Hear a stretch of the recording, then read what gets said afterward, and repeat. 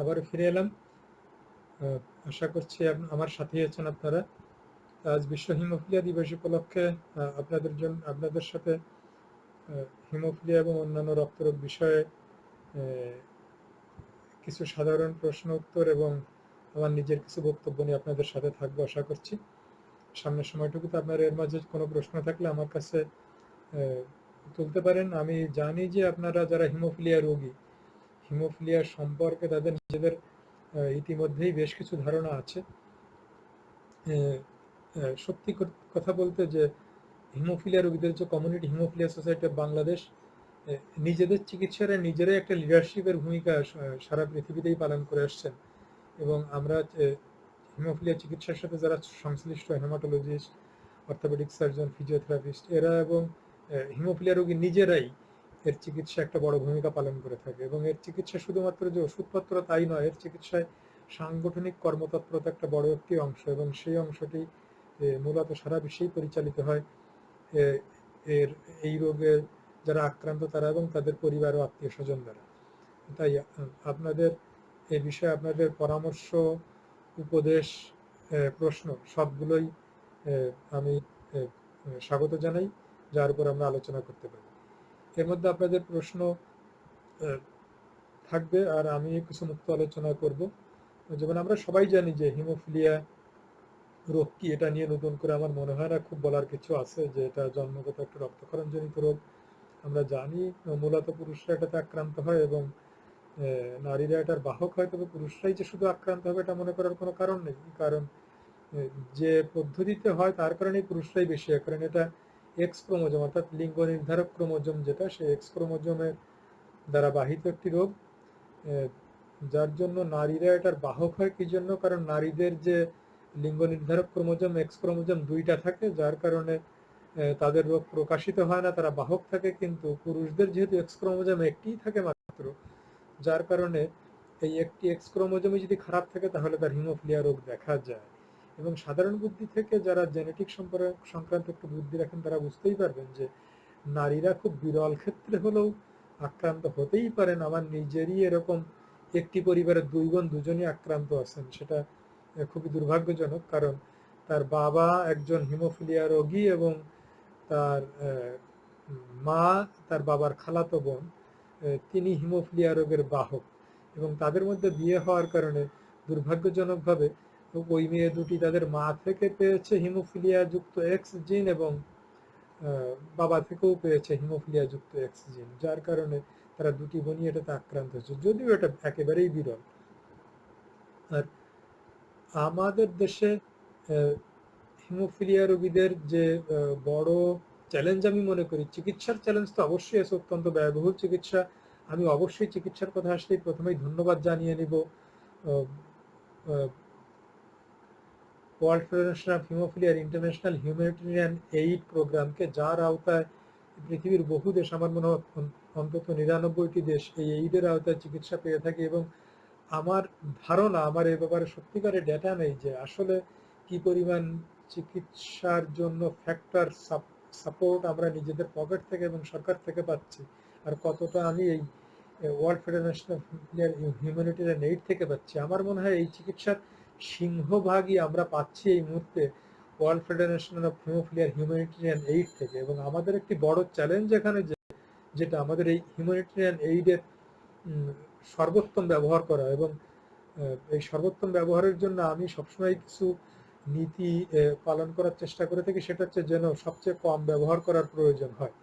কারণ আপনারা জানেন যে উন্নত দেশগুলোতে এবং যেসব দেশের সরকার ফ্যাক্টর সরবরাহ করে থাকেন, সেখানে অনেক দেশেই প্রোফাইলেকটিক অর্থাৎ ব্লিডিং এর আগেই সারা বছর প্রতি সপ্তাহে কোনো কোনো প্রোগ্রামে 2 দিন, কোনো কোনো প্রোগ্রামে 3 দিন ফ্যাক্টর ইনজেকশন দেওয়া হয়, যাতে তার ব্লিডিং না হয়। ব্লিডিং না হয় মানে এটা গ্যারান্টি দেওয়া হয় না ব্লিডিং হবেই না তাতেও, কারণ এই প্রোফাইল্যাক্সিসের উদ্দেশ্য থাকে যে ফ্যাক্টর 8 বা ফ্যাক্টর 9 লেভেল যেন সবসময় 1%-এর উপরে থাকে, অর্থাৎ 1%-এর নিচে ফ্যাক্টর গেলেই ব্লিডিং এর রিস্কটা বেশি। এবং এই প্রোফাইলেকটিক ইনজেকশনের উদ্দেশ্য 1%-এর উপরে রাখা। তার মানে খুব সাধারণ বুদ্ধির থেকে আমরা বুঝতে পারছি যে 1%-এর উপরে ফ্যাক্টর যাদের থাকে তাদের কিন্তু ব্লিডিং এর সম্ভাবনাটা অনেক কম, এবং 5%-এর উপরে যাদের, তাদের আসলে গুরুতর আঘাত ছাড়া ব্লিডিং হয়ই না। কিন্তু আমি দেখেছি যে আমাদের দেশে এই 1%-এর উপর, অর্থাৎ যারা মাঝারি মাত্রার হিমোফিলিয়া, এমনকি 5%-এর উপরে যাদের ফ্যাক্টর থাকে অর্থাৎ মৃদু মাত্রার হিমোফিলিয়া, তাদেরও অনেকের ব্লিডিং হচ্ছে। এবং এই জায়গাটাতে আমার ধারণা যে আমাদের রোগীদের যে শিক্ষা, হিমোফিলিয়া সংক্রান্ত শিক্ষা এবং সচেতনতায় গুরুতর ঘাটতি রয়ে গেছে, যার জন্য আমাদের মতো গরিব দেশে যেখানে প্রোফাইলেকটিক ফ্যাক্টরের ব্যবস্থা নাই, এমনকি প্রোফাইলেকটিক ফ্যাক্টর থাকলেও যে ধরনের লাইফস্টাইল, এই লাইফস্টাইল সংক্রান্ত আমাদের জ্ঞানের একটা গুরুতর ঘাটতি রয়ে গিয়েছে, যে জায়গাটাতে আমি ভবিষ্যতে আপনাদের নিয়ে কাজ করতে চাই, যাতে 1%-এর নিচে যাদের ফ্যাক্টর নাই তাদের জন্য ইনজেকশন না দিতে হয় বা খুব কম দিতে হয়, যার জন্য যাতে আমরা যাদের মারাত্মক হিমোফিলিয়া অর্থাৎ যাদের ফ্যাক্টর লেভেল 1%-এর নিচে থাকে তাদের জন্য যেন আমরা এই সম্পদটা ব্যবহার করতে পারি। এ ব্যাপারে আপনাদেরকে আমি আরো কাজ করব ভবিষ্যতে। এবং আরো একটি গুরুত্বপূর্ণ বিষয় আপনাদের বলে রাখা প্রয়োজন যে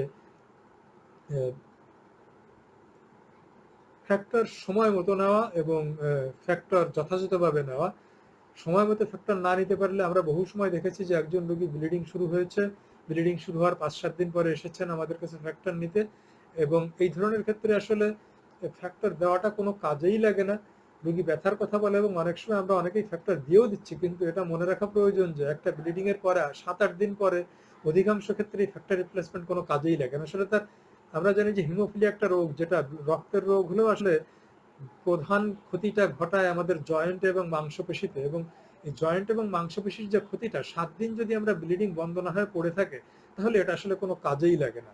যে ক্ষতিটা করা সেটা করেই ফেলে, এবং আমার অস্থি সন্ধি এবং মাংসপেশির যে ক্ষতিটুকু ঘটানো সেটা ইতিমধ্যেই ঘটে গিয়েছে।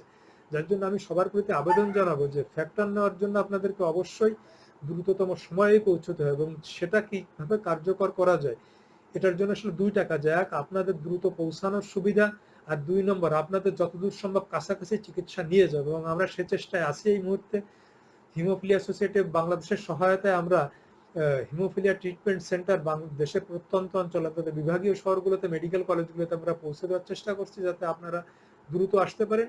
আর আরেকটি অত্যন্ত গুরুত্বপূর্ণ বিষয় যেটা থাকবে, কোনটা ব্লিডিং সেটা আপনাদের বুঝতে পারা। যে কারণ আপনারা অনেক সময় আমাদের কাছে আসছেন, ব্যথা হলেই আসছেন, মনে করছেন ব্লিডিং, কিন্তু আমি খুব কাছ থেকে দেখেছি যে ব্যথার 2 ধরনের কারণে হতে পারে। অর্থাৎ আপনার অ্যাকিউট ব্লিডিং অর্থাৎ এইমাত্র রক্তক্ষরণের কারণে যে ব্যথা, আরেকটি হচ্ছে যে বারবার রক্তক্ষরণের কারণে জয়েন্টের ভিতরে আপনার যে স্থায়ী ক্ষতি হয়েছে, সেই ক্ষতির কারণে আপনার সবসময় এক ধরনের ব্যথা থাকতে পারে এবং সেই ব্যথা বাড়া কমার মধ্যে থাকতে পারে। এবং এই যে অ্যাকিউট ব্লিডিং জনিত ব্যথা এবং দীর্ঘমেয়াদী ব্যথা, এই দুটোর মধ্যে পার্থক্য না করতে পারার কারণে কখন আপনাদের ব্লিডিং এর জন্য ইনজেকশন নিতে হবে এটা অনেক সময় আপনারা বুঝতে পারছেন না, যেটা বোঝাটা খুবই জরুরি। এবং সারা বিশ্বে হিমোফিলিয়া রোগীরা এক্ষেত্রে লিডার, এবং তাদের কাছ থেকে আসলে আমরা শিখি যে ব্লিডিং এর পেইন কোনটা। আমরা চেষ্টা করবো আপনাদেরকে সেটাও শেখাতে, যাতে আপনারা বুঝতে পারেন কোন ব্যথাটা আপনাদের ব্লিডিং এর জন্য হচ্ছে। এবং তারপরে তৃতীয় যেটা সবচেয়ে মোক্ষম যে অস্ত্র, সেই মোক্ষম অস্ত্রটি হচ্ছে এই ব্লিডিং এর ব্যথা যখন আপনি আইডেন্টিফাই করবেন, তখন তো আপনাকে একটি কাজই করতে হবে, সেটা হচ্ছে ইনজেকশন নেওয়া।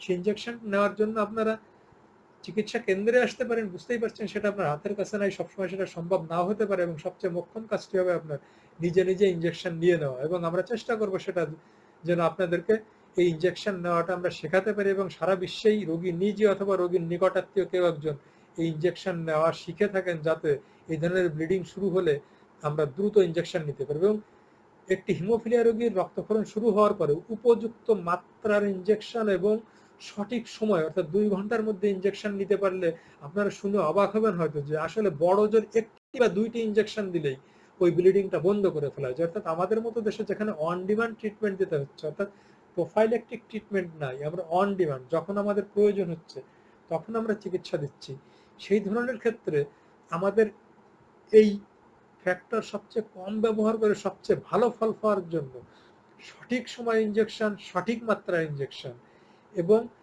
ব্লিডিং যাতে কমানো যায় তার জন্য প্রতিরক্ষামূলক ব্যবস্থা, লাইফস্টাইল মডিফিকেশন অত্যন্ত জরুরি। এবং সেই বিষয়ে আপনারা অবশ্যই মনোযোগী হবেন, নিজেরা পড়াশোনা করবেন, আমাকে প্রয়োজনে প্রশ্ন করবেন, এবং আমি চেষ্টা করব ভবিষ্যতে আপনাদের কাছে এ বিষয়ে দলে দলে কাজ করার জন্য, বিশেষ করে ইনজেকশনের কিভাবে দিতে পারবেন তার ট্রেনিং, এবং কিভাবে আপনাদের রোগ কোনটা রক্তক্ষরণ জনিত এ সম্পর্কে পেশেন্ট এডুকেশন এবং ফ্যামিলি এডুকেশন নিয়ে আমরা আরো কাজ করব বলে আশা করি। আপাতত আমি এ পর্যন্ত পাওয়া কিছু প্রশ্নের উত্তর দেওয়ার চেষ্টা করছি, তারপর আপনাদের সাথে আবার আলোচনায় ফিরে আসবো।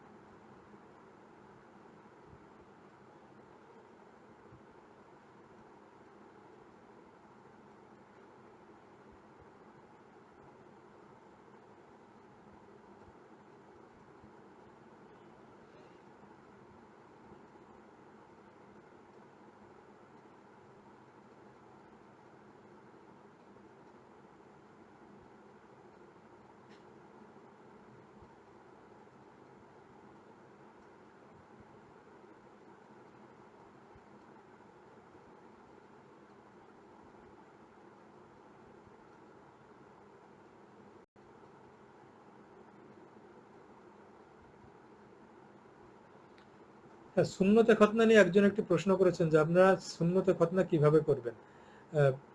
আমি প্রথমেই বলে নিই যে সারা বিশ্বেই হিমোফিলিয়া রোগীর এদের যে কোনো সুন্নতে খতনা একটু অপারেশন, আপনারা জানেন সারা বিশ্বেই হিমোফিলিয়া রোগীদের অপারেশনের ব্যাপারে এক নির্দিষ্ট গাইডলাইন আছে। সেই গাইডলাইন হচ্ছে প্রাণ রক্ষার প্রয়োজন ব্যতীত হিমোফিলিয়া রোগীদের ক্ষেত্রে অপারেশন পরিহার করাই উত্তম। সুন্নতে খতনা কোনো প্রাণ রক্ষাকারী অপারেশন নয়, এবং যেহেতু এটি একটি ঐচ্ছিক অপারেশন, এটা ভালো হয় এটা না করতে পারলে, এবং এটা যদি কেউ করতেই চান অবশ্যই উপযুক্ত মাত্রার ফ্যাক্টর দিয়ে, যে কোনো সার্জারির জন্য যেরকম লাগে, অর্থাৎ সার্জারির দিন থেকে শুরু করে আমাদেরকে নির্দিষ্ট একটা মাত্রার ফ্যাক্টর দিতে হবে, এবং সেটা সার্জারির পরেও 5 থেকে 7 দিন পর্যন্ত দিয়ে রাখতে হবে। সেই ফ্যাক্টর নির্দিষ্ট মাত্রা, আমি সেই মাত্রা নিয়ে আলোচনা করছি না, শুধু এটুকুই বলতে পারি যে সুন্নতে খতনা সাধারণত যে বয়সে করা হয় আমরা ধরে নিতে পারি সেই শিশুটি বা বালকটির ওজন হয়তো 25 থেকে 30 কেজি যদি হয়ে থাকে, তাহলে একটি সুন্নতে খতনা করতে প্রায় 3 লক্ষ টাকার ফ্যাক্টরের প্রয়োজন হতে পারে। এবং কোনো রাষ্ট্র এ পর্যন্ত হিমোফিলিয়া রোগীদের ক্ষেত্রে রাষ্ট্রীয় সহায়তা দেওয়া হয় না, বা কোনো সোসাইটি বা ওয়ার্ল্ড ফেডারেশন অফ হিমোফিলিয়া এই ধরনের ঐচ্ছিক অপারেশনের জন্য ফ্যাক্টর সরবরাহের কোনো নীতিমালা আছে বলে আমার জানা নেই। এক্ষেত্রে আপনার নিজের পকেট থেকে খরচ করেই সম্ভবত এই অপারেশন করতে হবে, এবং অবশ্যই মনে রাখবেন যে আপনাকে 3 থেকে 4 লক্ষ টাকার ফ্যাক্টরের প্রয়োজন হতে পারে।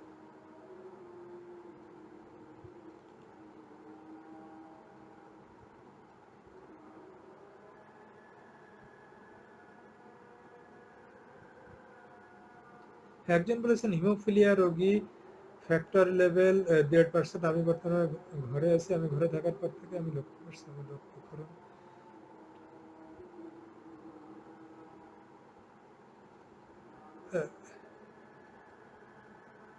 একজন প্রশ্ন করেছেন প্লাজমার মাধ্যমে কি আমি করোনা ভাইরাসে আক্রান্ত হতে পারি।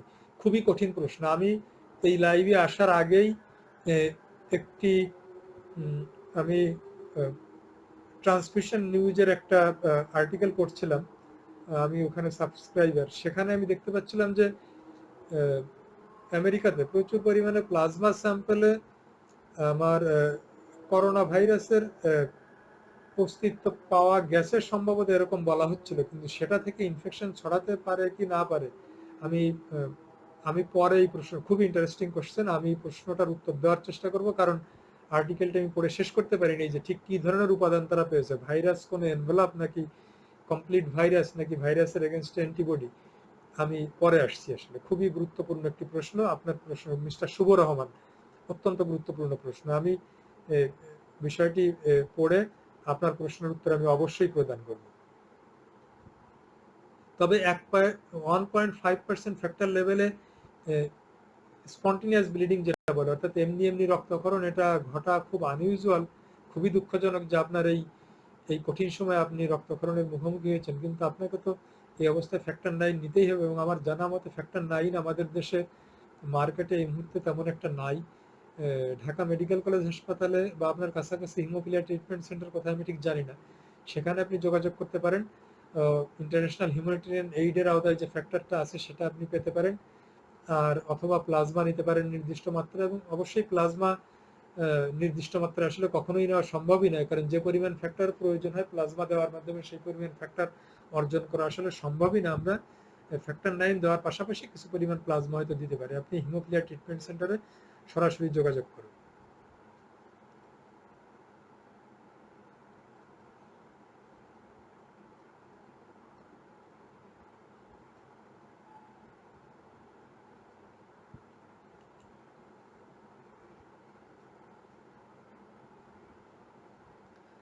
আলমাস ইসলাম মানিক, আলমাস ইসলাম মানিক বলেছেন যে আপনার বাম পায়ের হিপ জয়েন্টে টার্গেট জয়েন্ট ছিল।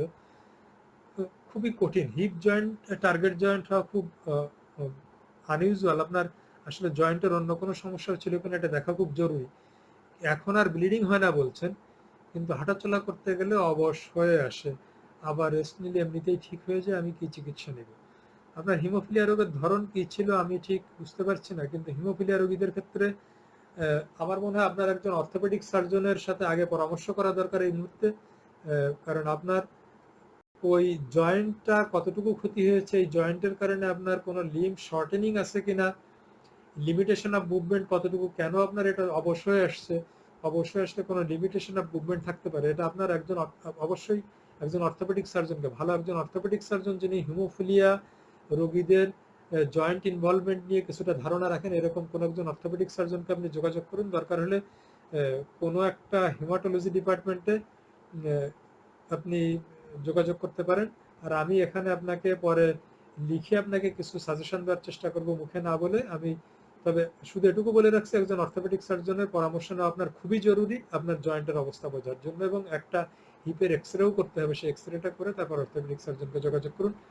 মিস্টার আলমাস ইসলাম মানিক।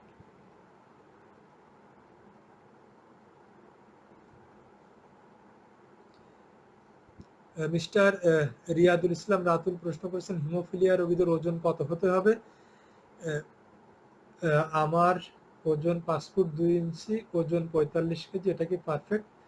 হ্যাঁ, আপনার ওজন পারফেক্ট না রাতুল ইসলাম, রিয়াদুল ইসলাম রাতুল, কারণ পুরুষদের জন্য আমরা বলি যে স্ট্যান্ডার্ড বডি ওয়েট, যেটা স্ট্যান্ডার্ড বডি ওয়েটের একটা রাফ একটা হিসাব আমরা করে থাকি, সেটা হচ্ছে যে 5 ফিট উচ্চতার একজন পুরুষের ওজন হচ্ছে 45 কেজি, এবং 5 ফিট উচ্চতা সম্পন্ন একজন নারী, সরি, পুরুষের 50 কেজি আর নারীর 45 কেজি।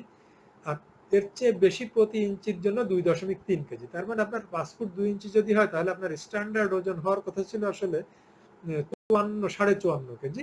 এর চেয়ে 5% উপরে এবং নিচে আমরা হেলদি ওয়েট বলি। তার মানে আপনার 50 থেকে 59 কেজি ওজনকে আমরা ধরে নিচ্ছি আপনার জন্য সবচেয়ে স্বাস্থ্যকর ওজন।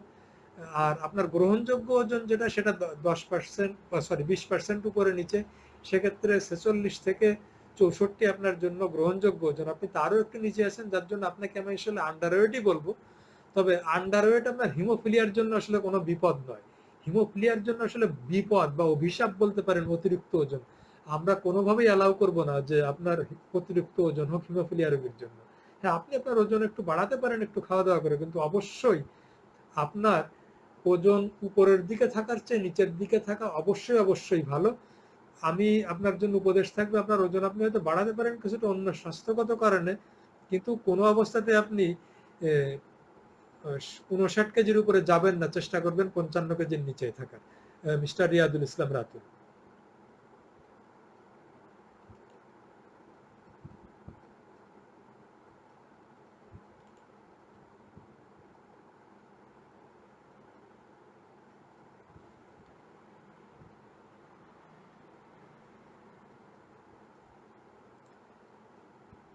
সোহাইবুল ইসলাম, আপনি কি ধরনের হরমোনের ইনজেকশন নিতে চান ঠিক বুঝতে পারছেন না, কিন্তু হিমোফিলিয়া রোগীদের ক্ষেত্রে একটি জিনিস মনে রাখতে হবে যে এখানে কিন্তু মাংসপেশিতে কোনো ইনজেকশন দেওয়া যাবে না। মাংসপেশিতে যে কোনো ইনজেকশন দিতে গেলে যদি খুব জীবন রক্ষার প্রয়োজনে মাংসপেশিতে কোনো ইনজেকশন দিতেই হয়, তাহলে সেই ইনজেকশন দেওয়ার আগে কিন্তু ফ্যাক্টর দিয়ে নিতে হবে।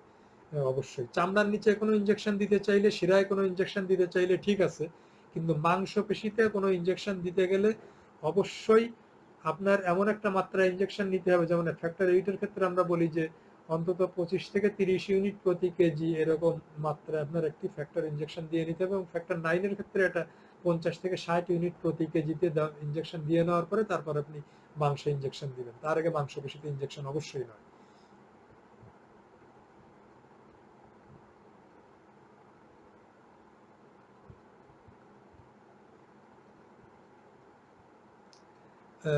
ইফাত শাফি, প্রোফাইল্যাক্সিস নিয়ে আমি বিস্তারিত আলোচনা করার কোনো সুযোগ সময় এখানে নাই আসলে, কারণ এটা ডোজ কি কিভাবে হবে, বিভিন্ন দেশে বিভিন্ন ধরনের প্রোফাইল্যাক্সিসের উদ্দেশ্য আমি বলেছি যে অবশ্যই সারা বিশ্বে যাদের সামর্থ্য আছে এরা সবাই হিমোফিলিয়া রোগীদের প্রোফাইল্যাক্সিস থেরাপি দিয়ে থাকে। প্রোফাইল্যাক্সিস থেরাপি দেওয়ার উদ্দেশ্য হচ্ছে যে হিমোফিলিয়া রোগীদের জীবনে আর একটু স্বাধীনতা আনা, যারা তাদের দৈনন্দিন কাজকর্ম করতে পারে, এমনকি খেলাধুলাও করতে পারে। প্রোফাইল্যাক্সিসের উদ্দেশ্য থাকে যে, কারণ আমরা দেখা গেছে যে হিমোফিলিয়া রোগীদের ফ্যাক্টর লেভেল 1%-এর উপরে থাকলে, অর্থাৎ সিভিয়ার হিমোফিলিয়া যদি না হয় তাহলে তাদের এমনি এমনি রক্তক্ষরণ ঘটে না, আর এমনি এমনি রক্তক্ষরণ না ঘটলেই তাদের জীবনের বিরাট পরিবর্তন ঘটে যায় আসলে।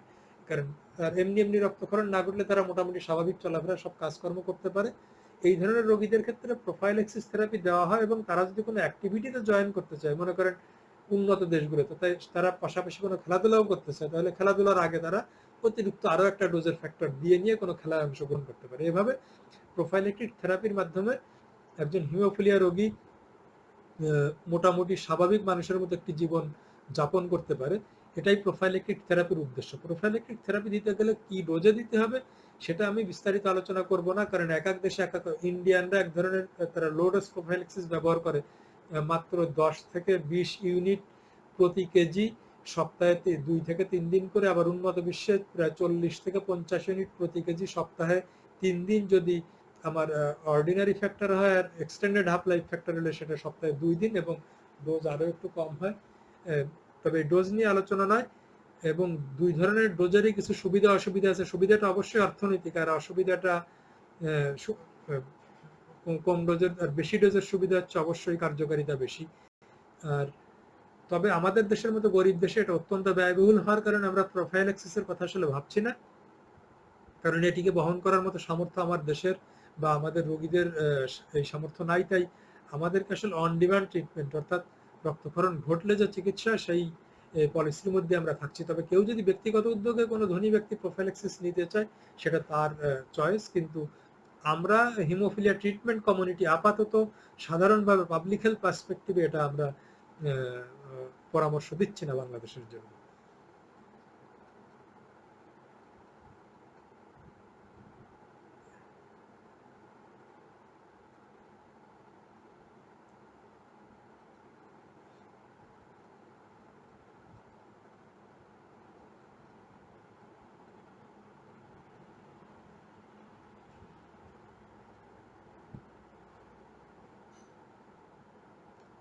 মিস্টার ফয়সাল আহমেদ অভি,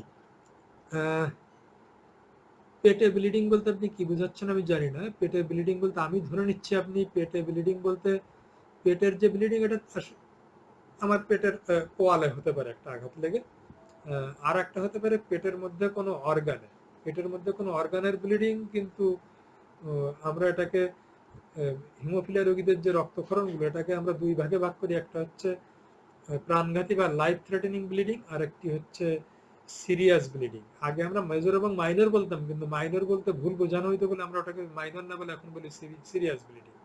আর একটা হচ্ছে অর্থাৎ সমস্ত ব্লিডিংই খারাপ হিমোফিলিয়াতে। আর একটা হচ্ছে প্রাণঘাতী বা লাইফ থ্রেটেনিং ব্লিডিং। পেটের ব্লিডিংকে আমরা লাইফ থ্রেটেনিং ব্লিডিংই বলি মূলত, কারণ পেটের ব্লিডিং হতে পারে দুই জায়গায় বেশি আর কি। একটা হচ্ছে খাদ্যনালীতে, আর একটা যদি হয় আপনার মূত্রতন্ত্রে, অর্থাৎ কিডনিতে অথবা প্রস্রাবের নালীতে কোথাও। এর যে কোনো ব্লিডিং এ আসলে লাইফ থ্রেটেনিং ব্লিডিং।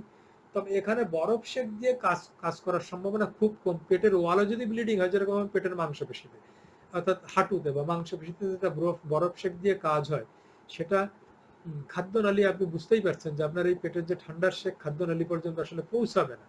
এটা দিয়ে কোনো লাভ হয় কিনা এ ব্যাপারে আসলে আমার খুব গভীর সন্দেহ আছে। নিতান্তই কোনো কিছু না করার থাকলে আপনি হয়তো দিতে পারেন। অবশ্যই সুতি কাপড়ে পেঁচিয়ে যাতে আপনার চামড়া এবার রক্ত চলাচল বন্ধ না হয়ে যায়। তবে এটা খুব কাজ করে বলে আমার মনে হয় না। এখানে আপনার খুব জরুরি ভিত্তিতে এবং লাইফ থ্রেটেনিং ব্লিডিং এর যে ধরনের ফ্যাক্টর দিতে হয় অর্থাৎ অতি উচ্চ মাত্রায় ফ্যাক্টর দিতে হয় সাধারণত প্রায় ফ্যাক্টর 8 এর ক্ষেত্রে 40 থেকে 50 ইউনিট পার কেজি এবং 9 এর ক্ষেত্রে 80 থেকে 100 ইউনিট প্রতি কেজিতে সাধারণত একটি 12 ঘন্টা অন্তর আর একটি দৈনিক এবং এটা 8 থেকে 10 দিন পর্যন্ত প্রয়োজন হতে পারে মনে রাখবেন। ধন্যবাদ মিস্টার ফয়সাল আহমেদ ওহি।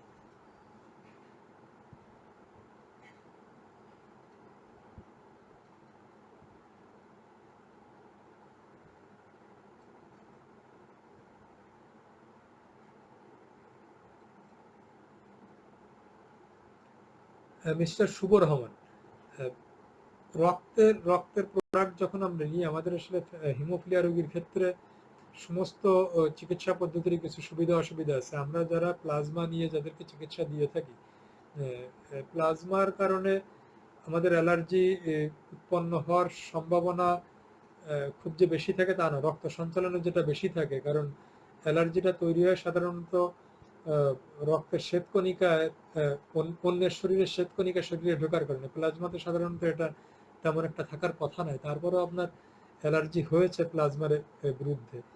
এক্ষেত্রে আপনার অ্যান্টিহিস্টামিন ওষুধ খাওয়াটাই আমার মনে হয় সমাধান। তবে আপনার প্লাজমা কার্যকারিতা একইভাবে হবে যদি অ্যান্টিবডি ডেভেলপ না করে থাকে। কিন্তু আপনি এ ধরনের ক্ষেত্রে যদি আপনার নিয়মিত এটা হয়ে থাকে তাহলে আপনি প্লাজমা নেবার আগেই আপনি অ্যান্টিহিস্টামিন জাতীয় ওষুধ যেরকম হিস্টাসিন, ফেক্সোফেনাডিন বা এলাট্রল এগুলো খেয়ে নিতে পারেন।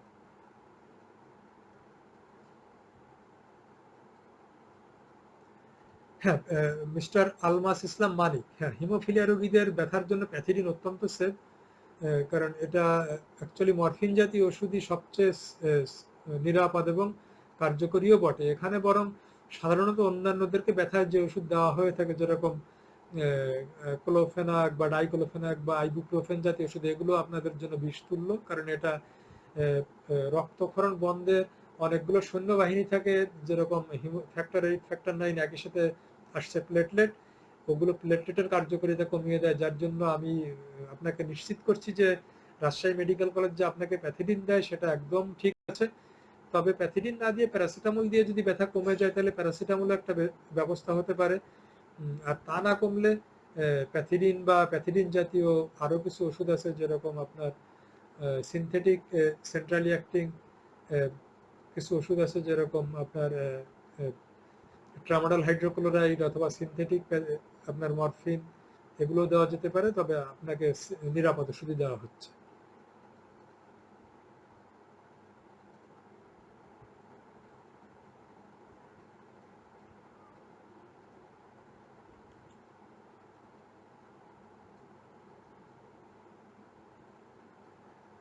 সোহানুর রহমান মিঠুন, আপনি বলছেন আপনার সিভিয়ার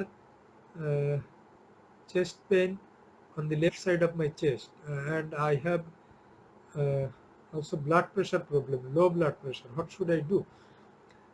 প্রথমে একটি কথা বলে নিই যে আপনার চেস্ট পেন লেফট সাইডে, এটা যদি কোনো একটানা ব্যথা হয়ে থাকে তাহলে দুটি কারণে হতে পারে। এক, আমি জানি না আপনার বয়স কত, খুব অল্প বেশি বয়স হলে এটা হৃদরোগের কোনো কারণে কিনা এটা দেখা প্রয়োজন, এবং এটা বাড়ে কমে কিনা তাহলে কোনো অ্যাঞ্জিনা বা হৃৎপিণ্ডে রক্ত চলাচল কম হওয়ার কারণে হতে পারে। তবে আপনার ব্যথার যে ধরনের বিবরণ দিচ্ছেন তাতে মনে হচ্ছে আপনার বক্ষপিঞ্জর বা ফুসফুসের কোনো কারণে কোনো ব্যথা হচ্ছে কিনা। এটা আপনি বক্ষব্যাধি কোনো বিশেষজ্ঞের সাথে অথবা যে কোনো একজন জেনারেল ফিজিশিয়ানের সাথে একটু কথা বলে নিতে পারেন। তবে একটি গুরুত্বপূর্ণ বিষয় আপনাকে বলে রাখা এখানে জরুরি যে আপনি আপনার ব্লাড প্রেশার প্রবলেম বলতে যে লো ব্লাড প্রেশার বুঝিয়েছেন, এটি কতটা প্রবলেম এ ব্যাপারে আমি খুবই সন্দিহান। কারণ আমাদের লো ব্লাড প্রেশার সম্পর্কে একটা গুরুতর ভুল ধারণা প্রচলিত আছে। কারণ লো ব্লাড প্রেশার আসলে কোনো তেমন কোনো সমস্যাই না। কারণ লো ব্লাড প্রেশার সাধারণত হাই ব্লাড প্রেশারটাই আসলে আমাদের সমস্যা। লো ব্লাড প্রেশার খুবই খুবই বিরল ক্ষেত্রে কিছু এন্ডোক্রাইন প্রবলেম ছাড়া লো ব্লাড প্রেশার কোনো ক্রনিক প্রবলেম না, অর্থাৎ দীর্ঘমেয়াদী কোনো প্রবলেম না লো ব্লাড প্রেশার। অর্থাৎ আপনার যদি ব্লাড প্রেশার মনে করেন 100/60 আছে, আপনি মনে করছেন আপনার লো ব্লাড প্রেশার, আসলে এটা লো ব্লাড প্রেশার না, এটাই আপনার blood pressure. Low blood pressure তখনই সমস্যা যখন আপনার সবসময় যে ব্লাড প্রেশারটা থাকে সেখান থেকে যদি হঠাৎ করে ব্লাড প্রেশারটা কমে যায়, লো ব্লাড প্রেশার হিসেবে সেটাই সমস্যা। কিন্তু হাই ব্লাড প্রেশার সবসময় সমস্যা। আপনার স্বাভাবিক যে ব্লাড প্রেশার তার চেয়ে বেশি ব্লাড প্রেশার যদি আপনার কন্টিনিউয়াস থাকে সেটা আপনার হাই ব্লাড প্রেশার, সেটা একটা সমস্যা। আবার হঠাৎ বেড়ে যাওয়া একটা সমস্যা। কিন্তু লো ব্লাড প্রেশারের ক্ষেত্রে শুধু হঠাৎ কমে যাওয়াটা আসলে সমস্যা। সবসময় যদি আপনার ব্লাড প্রেশার একটু লো থাকে বা আপনি মনে করছেন লো, সেটা আসলে কোনো সমস্যা নয়। অতএব ওটা নিয়ে আপনি চিন্তা করবেন না, ওটা ওটা মাথা থেকে ঝেড়ে ফেলুন মিস্টার সোহানুর রহমান মিথু।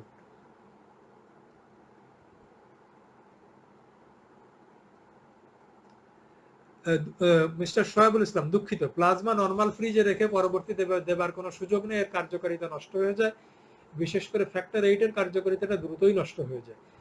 প্লাজমা রাখতে হলে -32°C ফ্রিজেই রাখতে হবে। এই অবস্থায় রাখা যাবে 6 সপ্তাহ, এবং 6 মাস রাখতে গেলে এটা আমাকে রাখতে হবে -82°C টেম্পারেচারে। তাছাড়া প্লাজমা ব্যবহার করা যাবে না। এবং প্লাজমা ব্যবহারের ক্ষেত্রে আরো একটি কাজ জরুরি, যে ব্লাড ব্যাংককে রিকোয়েস্ট করতে হবে যে প্লাজমাটা ওরা ওখান থেকেই গলিয়ে দেয়। অর্থাৎ 37° প্লাজমা ফ্রিজ থেকে বের করার পরে 37°C তাপমাত্রার ওয়াটার বাথের মধ্যে দিয়ে দ্রুত এটাকে গলিয়ে ফেলে দ্রুত দিয়ে দিতে হবে। আমরা একটা ভুল চর্চা করে থাকি, সেটা হচ্ছে যে এটা ব্লাড ব্যাংক এবং আমাদের উভয় পক্ষেরই ত্রুটি বলবো আমরা, যে ব্লাড ব্যাংক প্লাজমাটা বের করে ওই পাথরের মতো শক্ত অবস্থায় রোগীর হাতে দিয়ে দেয়, রোগী এটা এনে তার বিছানার পাশে রেখে দেয়, বিছানার পাশে এটা 3 ঘন্টা ধরে 4 ঘন্টা ধরে গলতে থাকে। দুঃখজনকভাবে এই 3-4 ঘন্টা এটা ফ্যাক্টর যেমন গলতেও থাকে, ঠিক একই সাথে কার্যকারিতাও নষ্ট হতে থাকে।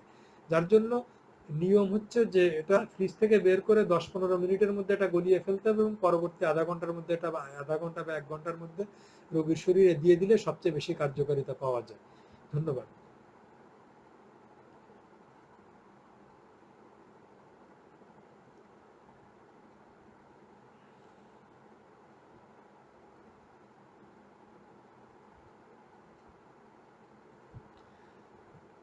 মিস্টার সোহাইবুল ইসলাম, চোখে লেন্স পড়লে কোনো সমস্যা হবে কি? চোখে লেন্স পড়লে যে সমস্যা বুঝতে পারছেন, 8-10 জন মানুষের যে সমস্যা আপনারও তাই। অর্থাৎ লেন্স এটা কারণ যেহেতু আমরা কর্নিয়াতে জানি যে কর্নিয়া কোনো লেন্স, আপনি কি কন্টাক্ট লেন্স পরেন কিনা আমি জানি না, যদি কন্টাক্ট লেন্স হয়ে থাকে তাহলে কন্টাক্ট লেন্স পরার ক্ষেত্রে অবশ্যই আপনি আপনার চক্ষু বিশেষজ্ঞের সাথে পরামর্শ করে নেবেন যে কোন ধরনের লেন্স আপনার কনজাংটিভাতে কোনো রকম আঘাত লাগাবে না। কারণ আমরা জানি লেন্স কোনো সমস্যা নাই, কারণ লেন্সে কোনো রক্তনালী নাই যেহেতু, সেহেতু ওখানে আঘাত লেগে আপনার কোনো রক্তক্ষরণের সমস্যা নেই। কিন্তু সেই লেন্স যেন আপনার কনজাংটিভাকে আঘাত না করে সে ব্যাপারে আপনাকে একটু সতর্ক থাকতে হবে, কারণ কনজাংটিভায় রক্তনালী আছে, সেটা যেন আপনার আঘাত পেয়ে কোনো রকম রক্তক্ষরণ না ঘটে।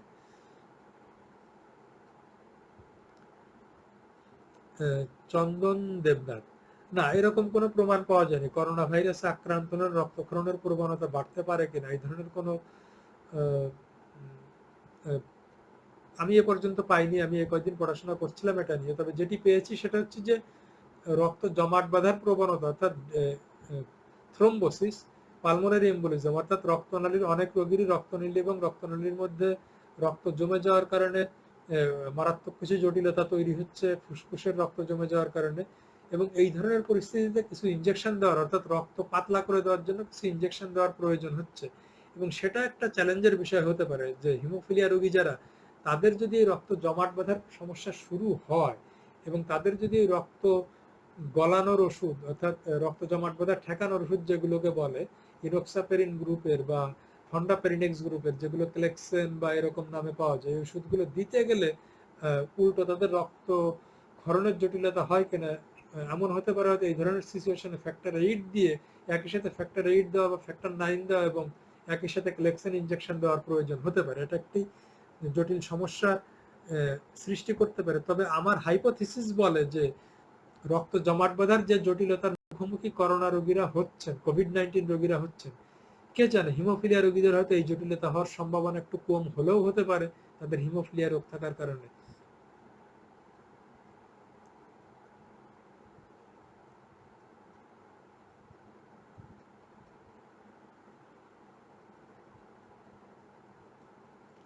মিস্টার প্রশান্ত বালা, আমার মনে হয় আপনি কোনো একটা হিমোফিলিয়া ট্রিটমেন্ট সেন্টারে যোগাযোগ করুন অতি দ্রুত, কারণ আপনার যদি ফ্যাক্টর রিকোয়ারমেন্ট এত বেশি বেড়ে যায় যে আপনার এত বেশি ফ্যাক্টর লাগছে, যেটা আসলে প্রায় 8 দিন 5-7 দিন পর পর যদি লাগে, তাহলে সেটা তো প্রায় প্রোফাইলেকটিক ফ্যাক্টর দেওয়ার মতোই লেগে যাচ্ছে আপনার। আপনার আপনার খুব ভালোভাবে অ্যাসেসমেন্ট জরুরি। আপনার ইনহিবিটর উৎপন্ন হলো কিনা সেটাও দেখতে হবে, কারণ এত দ্রুত যদি আবার ব্লিডিং শুরু হয়, ইনহিবিটর ডেভেলপ করার সম্ভাবনা একটা রয়েই যায়। সেই সঙ্গে আপনার অ্যাক্টিভিটি এই সম্পর্কে আপনি যে কোনো একটা হিমোফিলিয়া ট্রিটমেন্ট সেন্টারে যোগাযোগ করুন, ভালো যেখানে আছে। বিশেষ করে ঢাকা মেডিকেল কলেজ হাসপাতাল হলে ভালো হয়, যেখানে আমি এর মধ্যে অনেক চেষ্টা করে, আমি নিজেই চেষ্টা করে এবং ওয়ার্ল্ড ফেডারেশন অফ হিমোফিলিয়ার সহায়তায় ওখানে মোটামুটি মোটামুটি সামর্থ্য সম্পন্ন একটি কোয়াগুলেশন ল্যাবরেটরি আমি একটি কার্যকরী পর্যায়ে নিয়ে যেতে পেরেছিলাম, যদিও আমি সন্তুষ্ট নই তার কার্যকারিতা, এবং আসলে আমার কাজ আরও চলছিল সেটাকে আরও উন্নত করার জন্য, যাতে হিমোফিলিয়া রোগীদের বিভিন্ন রকম জটিলতা আমরা এখানে ধরতে পারি এবং আরও হিমোফিলিয়া ছাড়া আরও বিরল কিছু রক্তরোগ আমরা ধরতে পারি, যেরকম অথবা ইনহিবিটর ডেভেলপ করলে সেটা ধরতে পারি, ইনহিবিটরের মাত্রা নির্ণয় করতে পারি। এই কাজগুলো আমার দেশে আসলে তেমন কোনো গাইড বা গুরু না থাকার কারণে আমি বিদেশি সহায়তায়, বিশেষ করে ভেলোরের সুকেশ চন্দ্র নায়ার, তার কাছে আমি আন্তরিকভাবে কৃতজ্ঞ।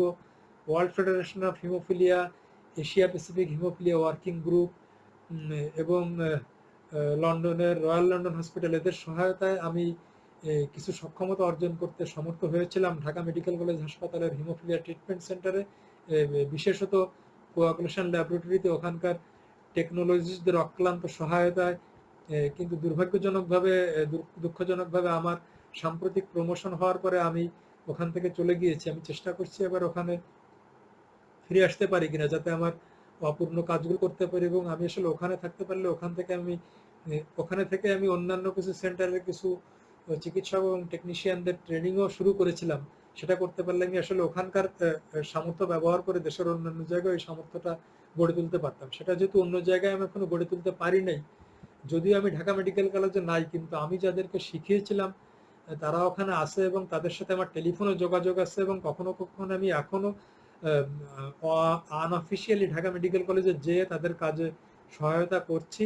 এবং আপনার এই ধরনের কোনো জটিলতা হলো কিনা সেটা দেখা খুবই জরুরি, এবং আমি অনুরোধ করব আপনাকে ঢাকা মেডিকেল কলেজে যে ওখানে দেখুন আপনার কোনো ধরনের জটিলতা সৃষ্টি হলো কিনা। মিস্টার প্রশান্ত বালা, কেন আপনার এত ঘন ঘন রক্তক্ষরণ হচ্ছে, ওখানকার টিম, ল্যাবরেটরি টিম এবং ক্লিনিক্যাল টিম যারা আছে ওদের সাথে আপনি যোগাযোগ করুন।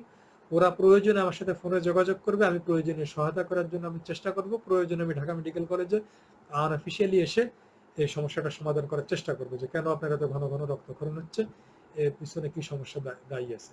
প্রশান্ত বালা, আপনার পরবর্তী যোগাযোগের অপেক্ষায় থাকলাম। ধন্যবাদ আপনাকে।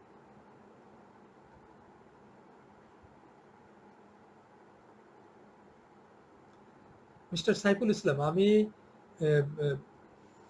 আমার আমার হাসপাতাল বলতে আমি আমার কার্যক্ষেত্র হিমোফিলিয়া রোগী নিয়ে আমার যে স্বপ্ন, আমার যে কাজ, যে ভবিষ্যৎ পরিকল্পনা, সেটা ছিল আসলে ঢাকা মেডিকেল কলেজের হিমোফিলিয়া ট্রিটমেন্ট সেন্টার কেন্দ্রিক। এবং আমার স্বপ্ন ছিল সেখানকার সামর্থ্য ব্যবহার করে বাংলাদেশের আরও অনেকগুলো কেন্দ্রে আমি এই সামর্থ্যটাকে ছড়িয়ে দিতে পারবো, এবং সে কাজটা আমি শুরু করেছিলাম এবং আমি অত্যন্ত আনন্দের সাথেই কাজটি করছিলাম। কিন্তু এই মুহূর্তে আমি সেখানে নাই, সরকারি কিছু নিয়মের কারণে। আমার সুখবর হচ্ছে আমি অধ্যাপক হিসেবে পদোন্নতি পেয়েছি, এবং সেই প্রমোশনের একটা সাইড ইফেক্ট, যেটা আমার জন্য দুঃসংবাদ হয়ে এসেছে, যে আমি ঢাকা মেডিকেল কলেজের এই সামর্থ্যটাকে আমি সর্বোচ্চ পর্যায়ে ব্যবহার করতে পারছি না ওখানকার রোগীদের জন্য এবং অন্যান্য জায়গায় ছড়িয়ে দেওয়ার জন্য। আমি ময়মনসিংহ মেডিকেল কলেজ হাসপাতালে বদলি হয়ে গেছি ওখানকার বিভাগীয় প্রধান হিসেবে। তবে আমি এই সময়ের মধ্যে আমি চেষ্টা করব, এবং চেষ্টা করব না, আসলে আমি করে ফেলেছি ময়মনসিংহ মেডিকেল কলেজ হাসপাতালে একটা হিমোফিলিয়া ট্রিটমেন্ট সেন্টার করার জন্য।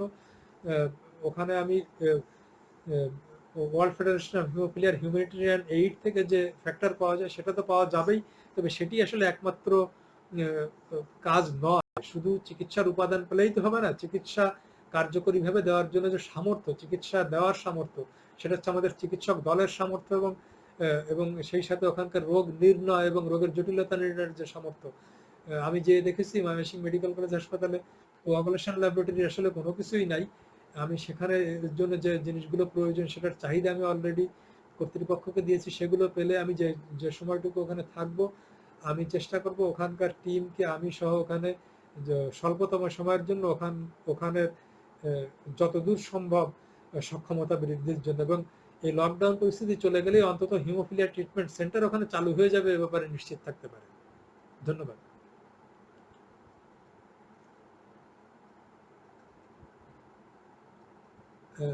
মোজাম্মেল হক, অধিকাংশ ফ্যাক্টর 8 ইনজেকশনই আসলে ফ্রিজেই সংরক্ষণ করতে হয়। কিছু কিছু ফ্যাক্টর 8 আছে পাউডার ড্রাইড যেটা ফ্রিজের বাইরেও রাখা যায়, কিন্তু অধিকাংশ ক্ষেত্রেই ফ্যাক্টর 8টা ফ্রিজের মধ্যেই রাখতে হয়, এবং ফ্রিজের বাইরে রাখার নির্দিষ্ট লাইফ টাইম একটা সময় আছে। এটা ব্র্যান্ড টু ব্র্যান্ড ভ্যারি করে। কোনো ব্র্যান্ডে বলা হচ্ছে এটি সর্বোচ্চ 20 ঘন্টা, কোনোটা 30 ঘন্টা, কোনোটা 40 ঘন্টা, এরকম নির্দিষ্ট ঘন্টা আছে। অর্থাৎ ট্রান্সপোর্টের সময় কিছুক্ষণের জন্য যেহেতু বাইরে রাখতেই হয়, এটা যেমন আমি হয়তো একটা ডিপো থেকে আর একটা ডিপোতে যাচ্ছি, এটা নিতে হয়তো একদিন আমার 1 ঘন্টা লাগলো, আর একদিন ওই ডিপো থেকে আমার ট্রিটমেন্ট সেন্টারে আসতে আর একদিন হয়তো 2 ঘন্টা লাগলো। এই 1 ঘন্টা 2 ঘন্টা এটা যোগ হয়, এবং আমরা চেষ্টা করি ওই ফ্যাক্টরটা ট্রান্সপোর্ট লগে এটা মেনটেন করতে, যে এই ফ্যাক্টরটা এ পর্যন্ত কত ঘন্টা আমার ফ্রিজের বাইরে ছিল, এবং সেই প্রতিটা ফ্যাক্টরের জন্য এটাই লগ মেনটেনটা জরুরি, এবং আমরা সেটা চেষ্টা করি।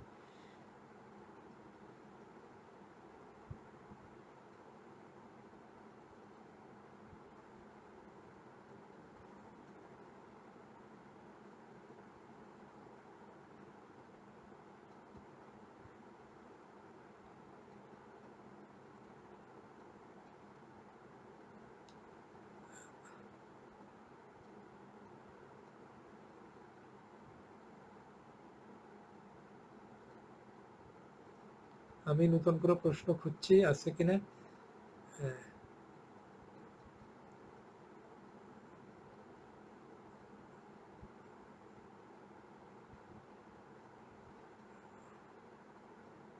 Mister Shahadat Hossain Raju, normal রিফ্রিজারেটরে injection কত?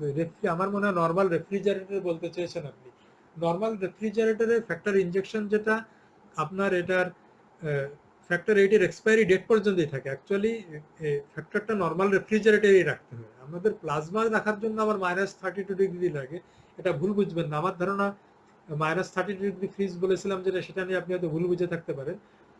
অ্যাকচুয়ালি -32 ডিগ্রি ফ্রিজ প্রয়োজন হয় শুধু প্লাজমা প্রিজার্ভেশনের জন্য। আমার যে কনসেন্ট্রেটেড ফ্যাক্টরের ভায়াল, সেটা আপনি অবশ্যই নর্মাল ফ্রিজেই রাখবেন। এটা আপনি ডিপ ফ্রিজে রাখবেন না, এবং নর্মাল ফ্রিজে এটা আপনার ফ্যাক্টর 8 এর যে এক্সপায়ারি ডেট গায়ে লেখা আছে সেই ডেট পর্যন্ত এটা সম্পূর্ণ কার্যকর থাকবে। আপনার নর্মাল ফ্রিজে থাকবে, নিশ্চিন্ত থাকবে।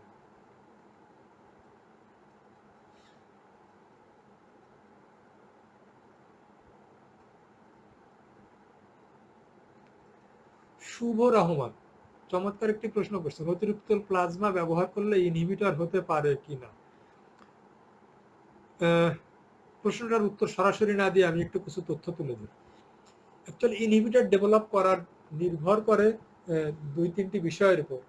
তার মধ্যে একটি বিষয় হচ্ছে এই হিমোফিলিয়া রোগীদেরই কিছু কিছু হিমোফিলিয়া রোগীদের সবার কিন্তু জেনেটিক ডিফেক্ট এক না। আমরা জানি যে এক্স ক্রোমোজোমের ফ্যাক্টর 8 তৈরির যে জেনেটিক লোকাই, বা যে এলাকার থেকে ফ্যাক্টর 8 বা ফ্যাক্টর 9 এর তৈরির প্রক্রিয়াটা নির্ধারিত হয়, সেই এরিয়াটাকে জেনেটিক লোকাই বলে। এই জেনেটিক লোকাইয়ের কিন্তু মিউটেশন বা অ্যাবনর্মালিটি সব রোগীর ক্ষেত্রে এক নয়, এক একজনের ক্ষেত্রে এক এক জায়গায়। এবং কিছু কিছু মিউটেশনে, যেটাকে লং ডিলেশন বলে, যে বড় একটা অংশ যদি আমার অপসারিত হয়ে যায়, তাহলে তাদের সাধারণত ইনহিবিটর ডেভেলপ করার সম্ভাবনা বেশি থাকে। অর্থাৎ কিছু কিছু রোগীর ইনহিবিটর ডেভেলপ করার সম্ভাবনাই বেশি। এরপরে আসছে যে কিছু কিছু রিস্ক ফ্যাক্টর, যেরকম মেজর একটা সার্জারির সময় যখন ফ্যাক্টর দেওয়া হয় তখন, অথবা কোনো একটা ইনফেকশনের সময় ফ্যাক্টর রিপ্লেসমেন্ট দেওয়া লাগলে, এই ধরনের ক্ষেত্রে ইনহিবিটর ডেভেলপ করার চান্স বেশি থাকে। আর তারপরে অবশ্যই আসছে যে ফ্যাক্টরের মাত্রা কতবার দিলে। এখানে কিন্তু ফ্যাক্টরের মাত্রার সাথে ইনহিবিটর ডেভেলপ করার সম্পর্ক নাই। ফ্যাক্টর কত দিন আপনি ফ্যাক্টরে এক্সপোজড হলেন, অর্থাৎ কত দিন আপনার শরীরে ফ্যাক্টর ঢুকলো, তার উপর নির্ভর করবে যে আপনার ফ্যাক্টর ইনহিবিটর ডেভেলপ করবে কিনা। অর্থাৎ এটা যার যত বেশি দিন তত তার ফ্যাক্টর ডেভেলপ করার চান্স বেশি। এই তবে এটা দেখা গেছে যে ওই যে প্রথম যে কথাটা বলেছিলাম যে নির্দিষ্ট কিছু গ্রুপের পেশেন্টেরই এটা ফ্যাক্টর ইনহিবিটর ডেভেলপ করার চান্স বেশিই থাকে। যেরকম যার জন্য দেখা হয় যে প্রথম দিকে আমাদের প্রতি 3 বার ফ্যাক্টর দেওয়ার পরে আমরা চেক করতে বলি যে ইনহিবিটর ডেভেলপ করছে কিনা, এরকম 20 এক্সপোজার ডে পর্যন্ত, এরপরে 20 থেকে 50 এক্সপোজার ডে পর্যন্ত প্রতি 5 থেকে 10 দিন ফ্যাক্টর দেওয়ার পরে আমরা দেখি, এরপরে 75 পর্যন্ত 10 দিন পর পর 75 দিন ফ্যাক্টর দিয়েও, অর্থাৎ আপনার লাইফে 75 বার আপনার ফ্যাক্টর দেওয়া হয়েছে, এরপরেও যদি ইনহিবিটর ডেভেলপ না করে, এই রোগীদের সাধারণত আর ইনহিবিটর ডেভেলপ করে না। বুঝতেই পারছেন যে নির্দিষ্ট একটা গ্রুপের রোগীর ইনহিবিটর ডেভেলপ করবেই না, আর যাদের ইনহিবিটর ডেভেলপ করার রিস্ক আছে তাদের আসলে ইনহিবিটর ডেভেলপ করবেই।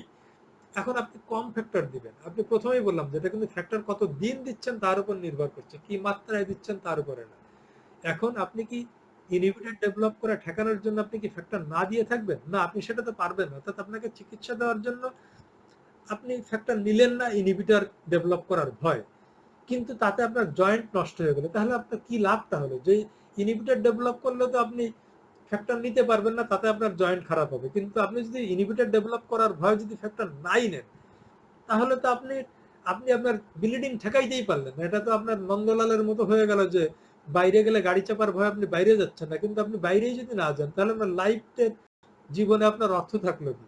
যার জন্য আপনাকে এই ঝুঁকি আছে অবশ্যই। আপনার ফ্যাক্টর কতবার নেওয়া হলো সেটা একটা গুরুত্বপূর্ণ বিষয়। আমরা তো শখ করে ফ্যাক্টর নিব না, আমরা ব্লিডিং ঠেকানোর জন্যই ফ্যাক্টর নেব।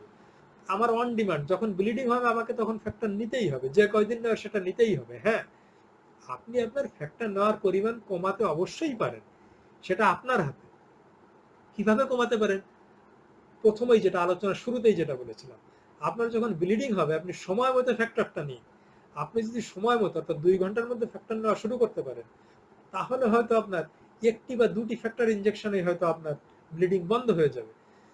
আর যদি আপনি 5-7 দিন পরে নেন, তাহলে আপনার হয়তো 5-6 দিন ফ্যাক্টর লাগতে পারে। অথবা আপনি আপনার লাইফ স্টাইল এমনভাবে মডিফাই করুন আপনার অযথায় আঘাত না লাগে, যেন আপনার যাতে ফ্যাক্টর কম নেওয়া লাগে। হ্যাঁ, এইভাবে আপনি ফ্যাক্টরে কম এক্সপোজড হতে পারেন। আপনি কত কম দিন এক্সপোজড হবেন সেটা আপনার জীবনধারার প্রণালীর উপর, আপনার লাইফ স্টাইলের উপর। কিন্তু ফ্যাক্টরের প্রয়োজন হচ্ছে, রক্তক্ষরণ হচ্ছে, আর আপনি ফ্যাক্টর নিচ্ছেন না ইনহিবিটরের ভয়ে, তাহলে তো আপনার ক্ষতি যেটা সেটা হয়েই গেল। সেই ইনহিবিটরের ভয়ে তো আপনার ফ্যাক্টর না নিয়ে লাভ নেই। তবে আপনি, আবারও একটা কথা বলে রাখি যেটা আপনার বলা হয়নি প্রথমে, যে আপনি আঘাত বাঁচিয়ে চলতে যেয়ে কিন্তু সব ধরনের শারীরিক কার্যক্রম থেকে বিরত থাকবেন না, তাতে কিন্তু আপনি আনফিট হয়ে যাবেন। কারণ আর রক্তক্ষরণ কমানোর ক্ষেত্রে কিন্তু ফিটনেস খুব গুরুত্বপূর্ণ একটা বিষয়। যার জন্য আপনি ফিট থাকতে কি করবেন, অর্থাৎ আপনি শারীরিকভাবে অ্যাক্টিভ থাকবেন, সক্রিয় থাকবেন, কিন্তু এমনভাবে সক্রিয় থাকবেন যাতে আপনার সরাসরি আঘাত না লাগে। অর্থাৎ আপনি ব্যায়াম করবেন, আপনি খেলাধুলাও করবেন, এমন ধরনের খেলাধুলা যাতে আঘাত না লাগে। আপনি ক্রিকেট খেলবেন না, আপনি ফুটবল খেলবেন না, কিন্তু আপনি সাইক্লিং তো করতেই পারেন, যাতে পড়ে না যান এমন ভাবে। আপনি সাঁতার কাটবেন, সাঁতার হচ্ছে অত্যন্ত চমৎকার একটি ব্যায়াম, যেটাতে আপনার শরীরের সমস্ত মাংসপেশির ব্যায়াম হয়, কিন্তু কোথাও কোনো আঘাত লাগে না। আপনি ঘরের মধ্যে আপনি ফ্রি হ্যান্ড এক্সারসাইজ করতে পারেন ইনস্ট্রুমেন্ট ছাড়া। অথবা বিভিন্ন ধরনের রাবার ব্যান্ড, আপনি স্পোর্টসের দোকানে টেরা ব্যান্ড কিনতে পাবেন বিভিন্ন বিভিন্ন কেজির স্ট্রেংথের, সেটা আপনি আপনার জানালার গ্রিলের সাথে বেঁধে রেখে টানুন, বিভিন্ন রকমের টেনে টানুন, অথবা ধাক্কা দিন। আপনি শুয়ে আপনার গোড়ালির সাথে লাগিয়ে টেনে আপনার হাঁটুটাকে ভাঁজ করুন, ছেড়ে দিন, এভাবে আপনার শরীরের ঘাম ঝরান। এটা দুটি কাজ করবে, আপনার মাংসপেশিগুলো শক্ত থাকবে যাতে আপনার ব্লিডিং এর ঝুঁকি কমবে, আর দ্বিতীয় যে কাজটি হবে, আপনি আপনার ওজন কম থাকবে। আমি আগেই বলেছি যে বেশি ওজন হিমোফিলিয়া রোগীর জন্য একটি অভিশাপ। দুটি কারণে অভিশাপ: এক, আপনার রক্তক্ষরণের ঝুঁকি বাড়বে, কারণ আপনার জয়েন্টগুলোর উপর চাপ পড়বে বেশি, শরীরের ওজন বেশি হওয়ার কারণে। আর 2 নাম্বার, বুঝতেই পারছেন, আপনার খরচের ধাক্কা বাড়বে, সেই খরচের আপনারও বাড়বে, সরকারের বাড়বে। আর যারা আবার আপনাদের জন্য ফ্যাক্টর দিচ্ছে, বিশ্বের দানশীল কমিউনিটি, তাদের উপরে ধাক্কাটা বাড়বে, কারণ আপনার যত বেশি ওজন তত বেশি ফ্যাক্টরের প্রয়োজন, কারণ শরীরের ওজন অনুযায়ী ফ্যাক্টরের মাত্রা। তো অতএব আপনার ওজন নিয়ন্ত্রণে রাখুন এবং ফিট থাকুন, শারীরিকভাবে সক্রিয় থাকুন।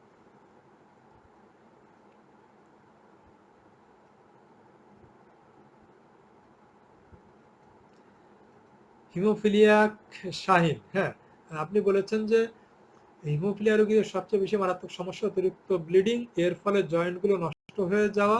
পরবর্তীকালে এই জয়েন্টগুলো কি কোনো চিকিৎসার মাধ্যমে ঠিক করা সম্ভব? হ্যাঁ, হিমোফিলিয়া রোগীদের জয়েন্ট যদি খারাপ হয়ে যায় উম, তাহলে চিকিৎসা তো অবশ্যই আছে, চিকিৎসা তো করতেই হবে আমাদের। আমি আগেই বলেছি যে হিমোফিলিয়া রোগীর চিকিৎসা একটা টিম ওয়ার্ক। আমরা হেমাটোলজিস্ট কাজ করি, orthopaedic surgeon, physiotherapist, physical medicine specialist, occupational therapist, psychologist সবাই মিলে। ধরুন আপনার নি জয়েন্টটা এমনভাবে খারাপ হয়ে গিয়েছে যে আপনার স্বাভাবিক হাঁটাচলা করতে পারছেন না, তখন প্রথম চেষ্টা হবে ফিজিওথেরাপি দিয়ে আপনার আহ, আহ, হাঁটুটাকে যতদূর সম্ভব স্বাভাবিক নিয়ে যাওয়া। ফিজিওথেরাপির মাধ্যমে যদি আপনার হাঁটুটা স্বাভাবিক অবস্থায় নিয়ে যায় তাহলে তো ঠিক আছে, আপনি এরপরে চেষ্টা করবেন যেন আবার ব্লিডিং না হয়, এবং ব্লিডিং হলে যেন আপনি, আমি আগেই বলেছি যে ব্লিডিংটা যদি আপনি সময় মতো বন্ধ না করতে পারেন তাহলেই কিন্তু জয়েন্টে স্থায়ী ক্ষতি হয়। সময় মতো ব্লিডিং বন্ধ, অর্থাৎ সময় মতো ফ্যাক্টর নিলে কিন্তু আপনার ব্লিডিং সময় মতো বন্ধ হবে এবং সেই হাঁটুটা বা যে কোনো জয়েন্ট আপনার পূর্বাবস্থায় ফিরে আসার সম্ভাবনা অনেক বেশি থাকবে। অর্থাৎ এবারের মতো ঠিক হলে এরপরে চেষ্টা করবেন যেন আপনি ফ্যাক্টর সময় মতো নিতে পারেন, প্রথম কথা। এখন আপনার হাঁটুটা এমনভাবে ক্ষতি হয়ে গিয়েছে যে না, ফিজিওথেরাপি দিয়ে আপনার সঠিক অবস্থা আসছে না, অর্থাৎ ফিক্সড ফ্লেকশন ডিফর্মিটি, যে আপনার কয়েক ডিগ্রি ফিক্সড ফ্লেকশন ডিফর্মিটি বলি, যে আপনার ছবির দিকে যদি তাকান যে আমার এই যে কনুইটা, যেমন আমি এই আমার এই ইয়ের জন্য আসলাম যে সোজা আছে, তাই তো, এটা মনে করেন এই যে এটা ফ্লেকশন, এটা এক্সটেনশন, ফ্লেকশন এক্সটেনশন। আমার কনুইটা বা হাঁটুটা থাকবে এক্সটেনশন অবস্থায়, অর্থাৎ, আর এটাকে বলি আমি range of movement. Extension, flexion, আর এই এখান থেকে যে এই পর্যন্ত মুভমেন্ট, এটা রেঞ্জ অফ মুভমেন্ট। যারা জ্যামিতি বোঝেন তারা বুঝবেন। আমার হাতটা এখানে আছে আমার 0 ডিগ্রিতে, তাই তো, 0 ডিগ্রি থেকে আমি যদি এইখানে ভাঁজ করে আসি, পুরাটা যদি ভাঁজ করে মিশাইতে পারতাম এটা, তাহলে 180 ডিগ্রি হতো। কারণ এখান থেকে এই পর্যন্ত কিন্তু 180 ডিগ্রি আসা অবশ্যই সম্ভব না। আমার যেরকম এই কনুয়ের ক্ষেত্রে রেঞ্জ অফ মুভমেন্ট বলি 0 ডিগ্রি থেকে আমার 160 ডিগ্রি পর্যন্ত, এইটা অর্থাৎ এই পর্যন্ত আসবে। এই কোণটা 160 ডিগ্রি, অর্থাৎ এখানে তা বাকি আছে আরো আমার 30 ডিগ্রির মতো। ঠিক আছে, এটা আমার স্বাভাবিক মুভমেন্ট। হিমোফিলিয়া রোগীদের যদি এই জয়েন্টটা খারাপ হয়ে যায় তাহলে কয়েকটা ধরনের ঘটনা ঘটতে পারে: fixed flexion deformity, fixed extension deformity, এবং রেঞ্জ অফ মুভমেন্ট কমে যাওয়া। মনে করেন আমার এইটুকু, আমার এই রেঞ্জ অফ মুভমেন্ট ছিল আমার 0 থেকে 160 ডিগ্রি, অর্থাৎ আমার রেঞ্জ অফ মুভমেন্ট 160 ডিগ্রি। ঠিক আছে, এখন আমার বারবার ব্লিডিং হওয়ার কারণে যদি আমার হাতটা এইরকম হয়ে যায় তাহলে আমার দেখা যাচ্ছে যে এটা কিছু পরিমাণে বেঁকে স্থায়ী হয়ে গেছে, অর্থাৎ এখানে আমার প্রায় 30 ডিগ্রির মতো ফিক্সড ফ্লেকশন ডিফর্মিটি, অর্থাৎ কিছু পরিমাণে ফ্লেকশন বাঁকা স্থায়ীভাবে হয়ে গেছে। ঠিক আছে, এরপর আমি দেখবো range of movement. Range of movement দেখলাম আমি পুরাটা এই পর্যন্ত আনতে পারছি না, এইখানে এসে থেমে যাচ্ছে, অর্থাৎ এখানে আমার কিছু একটা ফিক্সড এক্সটেনশন ডিফর্মিটিও আছে, অর্থাৎ আমার এইখানে না থেকে এইখানে রয়ে যাচ্ছে, এটা আমার এক্সটেনশন ডিফর্মিটি। আমার এক্সটেনশন ডিফর্মিটিও দেখছি আমার প্রায় 20-30 ডিগ্রি হয়ে গেছে। আর রেঞ্জ অফ মুভমেন্ট ছিল আমার এই যে 30 থেকে মনে করুন 140 পর্যন্ত, অর্থাৎ 30 থেকে 140 মানে এদিকে 30 বাদ ওদিকে 140, তাহলে আমার কত হলো রেঞ্জ অফ মুভমেন্ট? এটা হয়ে গেল আমার 70 আর 40 মাত্র 70 ডিগ্রি, অর্থাৎ যেখানে আমার রেঞ্জ অফ মুভমেন্ট ছিল, নর্মাল রেঞ্জ অফ মুভমেন্ট আমার 160 ডিগ্রি, সেখানে হয়ে গেছে মাত্র আমার 70 ডিগ্রি। অর্থাৎ এই ডিফেক্ট গুলো হচ্ছে। এই ফিক্সড ফ্লেকশন ডিফর্মিটি হচ্ছে হাঁটুর ক্ষেত্রে সবচেয়ে বড় যন্ত্রণা, কারণ ফিক্সড ফ্লেকশন ডিফর্মিটি হলে আপনি হাঁটুটা লম্বা করতে পারেন না, হাঁটতে পারেন না। এই ধরনের ফিক্সড ফ্লেকশন ডিফর্মিটি যদি হয়ে যায় তাহলে আমরা প্রথমে যে বললাম যে ফিজিওথেরাপিস্ট চেষ্টা করে আপনার এটাকে সোজা করতে, সোজা করে যদি আমার ফিক্সড ফ্লেকশন ডিফর্মিটি 5 থেকে 7 ডিগ্রির নিচে নিয়ে যাওয়া যায় তাহলে আপনার এইভাবেই আপনি আসলে কিছুটা কষ্ট হলেও চলতে পারেন। কিন্তু এর চেয়ে বেশি যদি ফিক্সড ফ্লেকশন ডিফর্মিটি হাঁটুর ক্ষেত্রে হয়ে যায়, মনে করেন 15 ডিগ্রি বা 20 ডিগ্রি, সেক্ষেত্রে কিন্তু আপনি আর হাঁটতে পারবেন না ওইভাবে। তখন আপনাকে যেতে হবে অকুপেশনাল থেরাপিস্টের কাছে। অকুপেশনাল থেরাপিস্ট তখন দেখবে এই বাঁকা হয়ে যাওয়ার কারণে কিন্তু আপনার দুই পায়ের দৈর্ঘ্যের একটা পার্থক্য হয়ে গেল। এই দৈর্ঘ্যের পার্থক্যটা আপনি কিভাবে ঠিক করবেন? তখন উনি আপনাকে জন্য একটা ভিন্ন ধরনের একটা শু, অর্থাৎ যে পাটা আপনার বাঁকা হয়ে গেছে ওই পাটা একটু উঁচু হিলের শু দিয়ে দেবে, যাতে আপনার অন্য পায়ের এই পাটা যখন ছোট হয়ে যাবে, মনে করেন ডান পায়ের হাঁটু বাঁকা হওয়ার কারণে ছোট হয়ে গিয়েছে, আপনি যদি এই অবস্থায় হাঁটার চেষ্টা করেন তাহলে আপনার বাম যে হিপ জয়েন্ট, বাম যে কোমরের যে অস্থিসন্ধি, সেখান থেকে আপনার ব্লিডিং হবে, নতুন একটা বিপদের মুখোমুখি হবেন। অর্থাৎ এক্ষেত্রে জরুরি আপনি অকুপেশনাল থেরাপিস্টের কাছে যে জুতাটা একটু উঁচু করে নেন। দুঃখজনকভাবে বাংলাদেশে অকুপেশনাল থেরাপিস্ট স্পেশালিস্ট তেমন কেউ নাই, তবে শ্যামলী এলাকায় কিছু কিছু দোকানে উঁচু শুটা উঁচু করে দেয়। আমি নিজেই চেষ্টা করি কিছু অকুপেশনাল থেরাপিস্টের কাজ করতে, আমি এ বিষয়ে বিশেষজ্ঞ নাই বলে রাখছি, কিন্তু চেষ্টা করি আর কি যাতে আপনাদের এই সমস্যাটা কম হয়। কিছু পরিমাণে জুতা আমি হয়তো বলি যে হ্যাঁ 1/2 ইঞ্চি বা 1 ইঞ্চি উঁচু হিল লাগিয়ে দিই, ওরা লাগিয়ে দেয়, তখন এটার সমাধান মোটামুটি হয়ে যায়। এটাতেও যদি সম্ভব না হয়, মনে করেন আপনার 20-30 ডিগ্রি ফিক্সড ফ্লেকশন ডিফর্মিটি হয়ে গেছে, এক্ষেত্রে কিন্তু আপনি অচল, আপনি আর চলতে পারবেন না। এক্ষেত্রে আপনাকে এটার সমাধান হচ্ছে আপনার অর্থোপেডিক সার্জন এখানে টোটাল নি রিপ্লেসমেন্ট, অর্থাৎ আপনার এই হাঁটুটা ফেলে দিয়ে আর একটা নি লাগাতে হবে। এটা একটা ব্যয়বহুল অপারেশন দুই কারণে। নি রিপ্লেসমেন্ট নিজেই একটি ব্যয়বহুল অপারেশন। আপনি সরকারি মেডিকেল কলেজ হাসপাতালে করতে গেলেও এই নি রিপ্লেসমেন্টের খরচ প্রায় 60-70 হাজার টাকা আমি যতদূর জানি। বেসরকারিতে করতে গেলে 2-3 লক্ষ টাকা লেগে যেতে পারে। আর দ্বিতীয় খরচ হচ্ছে এই নি রিপ্লেসমেন্ট করতে গেলে আপনার বিপুল পরিমাণে ফ্যাক্টরের প্রয়োজন হবে। এই ফ্যাক্টরের খরচও পড়ে যাবে প্রায় 8-10 লক্ষ টাকা একটি সার্জারি করার জন্য। আমার ধারণা কোনো জয়েন্ট খারাপ হয়ে গেলে তার চিকিৎসা আছে কিনা এ ব্যাপারে উত্তর আপনি পেয়ে গিয়েছেন।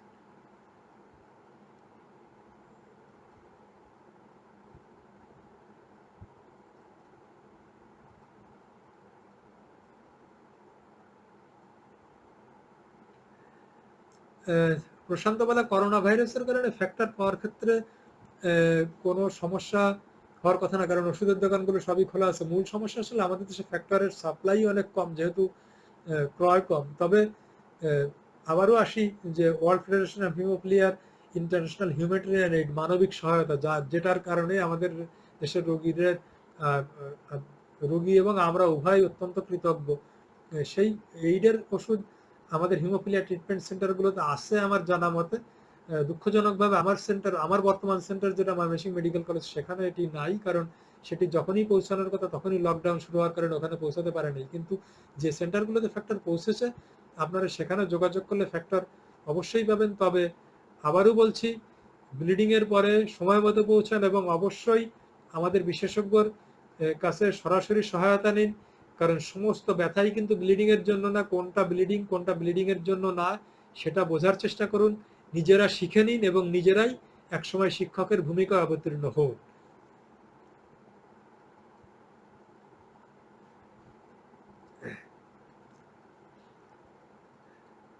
সাদিয়া এলমি, আপনি প্রশ্ন করেছেন সাইক্লিং করলে আপনার ব্যথা বেড়ে যায়। সাইক্লিং করতে যে ব্লিডিং হওয়ার ঘটনা খুব কম, কারণ এখানে কোনো আঘাত লাগছে না। তারপরেও যদি ব্যথা বেড়ে যায় তাহলে অবশ্যই সাইক্লিং বন্ধ করতে হবে। কিন্তু তার আগে ওই সাইক্লিং করার পরে যদি ব্যথা বেড়ে যায়, ওই অবস্থায় আমার মনে হয় কোনো একজন হেমাটোলজিস্টের কাছে যান, যিনি হিমোফিলিয়া রোগ সম্পর্কে ভালো ধারণা রাখেন। কারণ এটা এটা এটা খুবই প্রয়োজন যে খুব ভালোভাবে এটা পর্যবেক্ষণ করে দেখা যে এটা কি আপনার ব্লিডিং এর কারণে এই ব্যথাটা হচ্ছে, নাকি আপনার সাইক্লিং করার সময় যে মুভমেন্ট হচ্ছে, কারণ সাইক্লিং করতে যে মুভমেন্ট হয় সেই মুভমেন্টটা কিন্তু এখানকার মাংসপেশি এবং লিগামেন্ট গুলো কিন্তু স্ট্রেস পড়ে, এবং হিমোফিলিয়া রোগী বা অন্য কোনো কারণে এখানে যদি স্থায়ী ক্ষতি হয়ে থাকে, তাহলে তার কারণে ব্যথা হওয়ার সম্ভাবনাই সবচেয়ে বেশি। আমি আমি যদি আপনাকে দেখার সুযোগ পাই তাহলে আমি দেখতে চাইবো যে এটা আসলে ব্লিডিং এর জন্য নাকি আর্থ্রোপ্যাথির জন্য, অর্থাৎ অলরেডি আপনার জয়েন্টে কোনো ড্যামেজ আছে, সেই যে ড্যামেজের কারণে ব্যথা হচ্ছে কিনা। জয়েন্ট ড্যামেজের কারণে যদি ব্যথা হয়ে থাকে তাহলে আমি বলবো যে আপনার সাইক্লিং আপনি কন্টিনিউ করুন, কারণ সেটা আপনার ব্লিডিং এর পরিমাণকে এবং আপনার হাঁটুকে আরো শক্তিশালী করতে সাহায্য করবে, এবং তার চিকিৎসা সম্পূর্ণ আলাদা। অর্থোপেডিক সার্জন আপনাকে তার চিকিৎসা দিবেন। আমি সাধারণত এক্ষেত্রে কিছু হট অ্যান্ড কোল্ড থেরাপি আছে ওদের, যদিও হটটা আবার ব্লিডিং এর চান্স বাড়ায়, যার জন্য আমি অর্থোপেডিক সার্জনের সাথে পরামর্শ করে এটা দেওয়ার পরামর্শ দিই। কিন্তু আমি আবারও বলছি যে এটা খুবই জরুরি, আপনার এই ব্যথাটা কেন বাড়ছে সাদিয়া এলমি, এটা কি ব্লিডিং এর জন্য নাকি ব্লিডিং ছাড়া আর্থ্রোপ্যাথির জন্য, এটা নির্ধারণ করা। যদি আর্থ্রোপ্যাথির কারণে হয় তাহলে অবশ্যই আপনি সাইক্লিং কন্টিনিউ করবেন, আর যদি ব্লিডিং এর জন্য হয় তাহলে না, আপনি সাইক্লিং করতে পারবেন না, আপনাকে অন্য কোনো ব্যায়ামে যেতে হবে।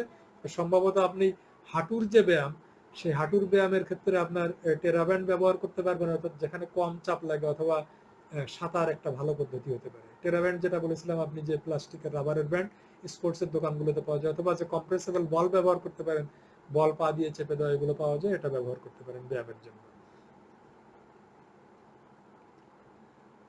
অনেকেই রিয়াদুল ইসলাম রাতুল আবার প্রশ্ন নিয়ে এসেছেন জিন থেরাপি সম্পর্কে। What is gene therapy? আমার মনে হয় জিন থেরাপি সম্পর্কে খুব বিস্তারিত আলোচনা আমাদের জন্য এখানে খুব ফলপ্রসূ না, শুধু এটা আসলে একাডেমিক আলোচনাই হবে, আমাদের কোনো খুব কাজে একটি লাগবে না। কারণ জিন থেরাপি আসলে জিন থেরাপি এক ধরনের জেনেটিক ইঞ্জিনিয়ারিং ট্রিটমেন্ট, একই সাথে ট্রান্সপ্লান্টেশন বলতে পারে। কারণ জিন থেরাপি যেটা করা হয় সেটা মূল মেকানিজমটা এই যে আমাদের ফ্যাক্টর 8 তৈরির যে জিন, সেই জিনটা একটি ভাইরাসের মধ্যে, ক্যারিয়ার ভাইরাসের মধ্যে জিনের সাথে জোড়া লাগিয়ে দেওয়ার চেষ্টা করা হয়। তারপর সেই ক্যারিয়ার ভাইরাসটাকে মানুষের শরীরে ঢুকাই দেওয়া হয়, সেটা যাতে আমাদের কোষগুলোতে ঢুকে যায়। আপনার ক্ষতিকর ভাইরাসের মতো এই ভাইরাসটা তখন কাজ করতে থাকে। যে ক্ষতিকর ভাইরাস আছে সেই ক্ষতিকর ভাইরাসের মতো এটাও আমাদের উপকারী ভাইরাস হিসেবে তখন চলে আসে, কারণ ওই জিনের যে ফ্যাক্টর তৈরি করার ক্ষমতা সে তখন আমাদের শরীরে ফ্যাক্টর 8 তৈরি করতে থাকে। কিন্তু একটি বিষয় মনে রাখতে হবে যে এই জিন থেরাপি এখনো খুব বেশি আর্থিকভাবে সাশ্রয়ী হয়ে ওঠে নাই, কারণ জিন থেরাপি দেওয়ার কারণে যে খুব স্থায়ীভাবে কেউ ভালো হয়ে যাচ্ছে এটা না। কেউ 3-4 মাস 5-6 মাস এটা ভালো থাকছে, তারপর আবার থেরাপিটা দেওয়ার প্রয়োজন হচ্ছে। এবং সবচেয়ে গুরুত্বপূর্ণ, এটা এখনো বেশ বেশ বেশ ব্যয়বহুল।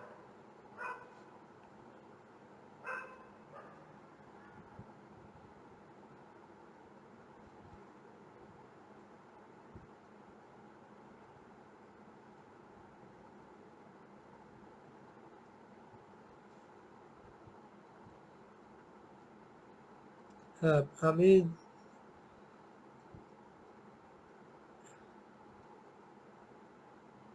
Mister A R Chowdhury Hridoy, mister A R Chowdhury Hridoy, আপনি একটু বাংলাদেশের যে কারো যদি ফ্যাক্টরে ইনহিবিটর ডেভেলপ করে থাকে তাহলে তার বিরুদ্ধে আমার একটু বিশেষ আগ্রহ আছে। কারণ ফ্যাক্টর 8 এর ইনহিবিটর আইডেন্টিফিকেশন এটা সঠিকভাবে ঢাকা মেডিকেল কলেজ হাসপাতালের কোয়াগুলেশন ল্যাবে আমার টিম আমরাই আসলে কার্যকরভাবে শুরু করেছি। এবং আমি এখনো সবাইকে পরামর্শ দিই, অন্তত ইনহিবিটর সন্দেহ করলে ঢাকা মেডিকেল কলেজের কোয়াগুলেশন ল্যাবে এসে যোগাযোগ করার জন্য, এটা নিশ্চিত হওয়ার জন্য। 1 নম্বর, 2 নম্বর, এটার মাত্রা কতটুকু, অর্থাৎ বেথেসডা ইউনিট কত সেটা দেখার জন্য। আমি আপনাকে আরেকটু ভালোভাবে জানতে চাই, আপনি কোথায় এটি দেখেছেন যে আপনার ইনহিবিটর ডেভেলপ করেছে, এবং সেই ইনহিবিটরের মাত্রা কতটুকু সেটা আমাকে জানাতে পারেন, ইনবক্স করতে পারেন, অথবা এখানে আপনি পরে আবার লিখে জানাতে পারেন আমার ভিডিও নিচে, আমি এখানে রেসপন্স করার চেষ্টা করব। এবং যদি সেটি আমার কাছে খুব তাৎপর্যপূর্ণ না হয় তাহলে আমি আবার এটাকে পরীক্ষা করার জন্য ঢাকা মেডিকেল কলেজের কোয়াগুলেশন ল্যাবে আসার জন্য আপনাকে অনুরোধ করব। ওখানে যোগাযোগ করলে এটার ব্যবস্থা করা যাবে। তবে আপনার প্রশ্ন যেটা, সেখানে আসি, প্রশ্নের বিষয়টাতে আসি। প্রথম যেটুকু সেটা হচ্ছে যে আপনি খুব কম পরিমাণে ফ্যাক্টর গ্রহণ করেছেন, কিন্তু তারপরে ইনহিবিটর গ্রো করেছে। আমি ফ্যাক্টর 8 এর ইনহিবিটর গ্রো করা নিয়ে কিন্তু আমি একটু আগেই একজনের প্রশ্নের উত্তরে একটা আলোচনা করেছিলাম যে মাত্র 3 বার ফ্যাক্টর নিলেও কারো ইনহিবিটর ডেভেলপ করতে পারে। কারণ এটা কোনো জেনেটিক চেঞ্জই তাদের ইনহিবিটর ডেভেলপ করার ঝুঁকিই বেশি থাকে। এটা কিন্তু এরকম সরল না যে বেশি নেবে তার ডেভেলপ করবে। এখানে সবচেয়ে বড় রিস্ক ফ্যাক্টর হচ্ছে জেনেটিক।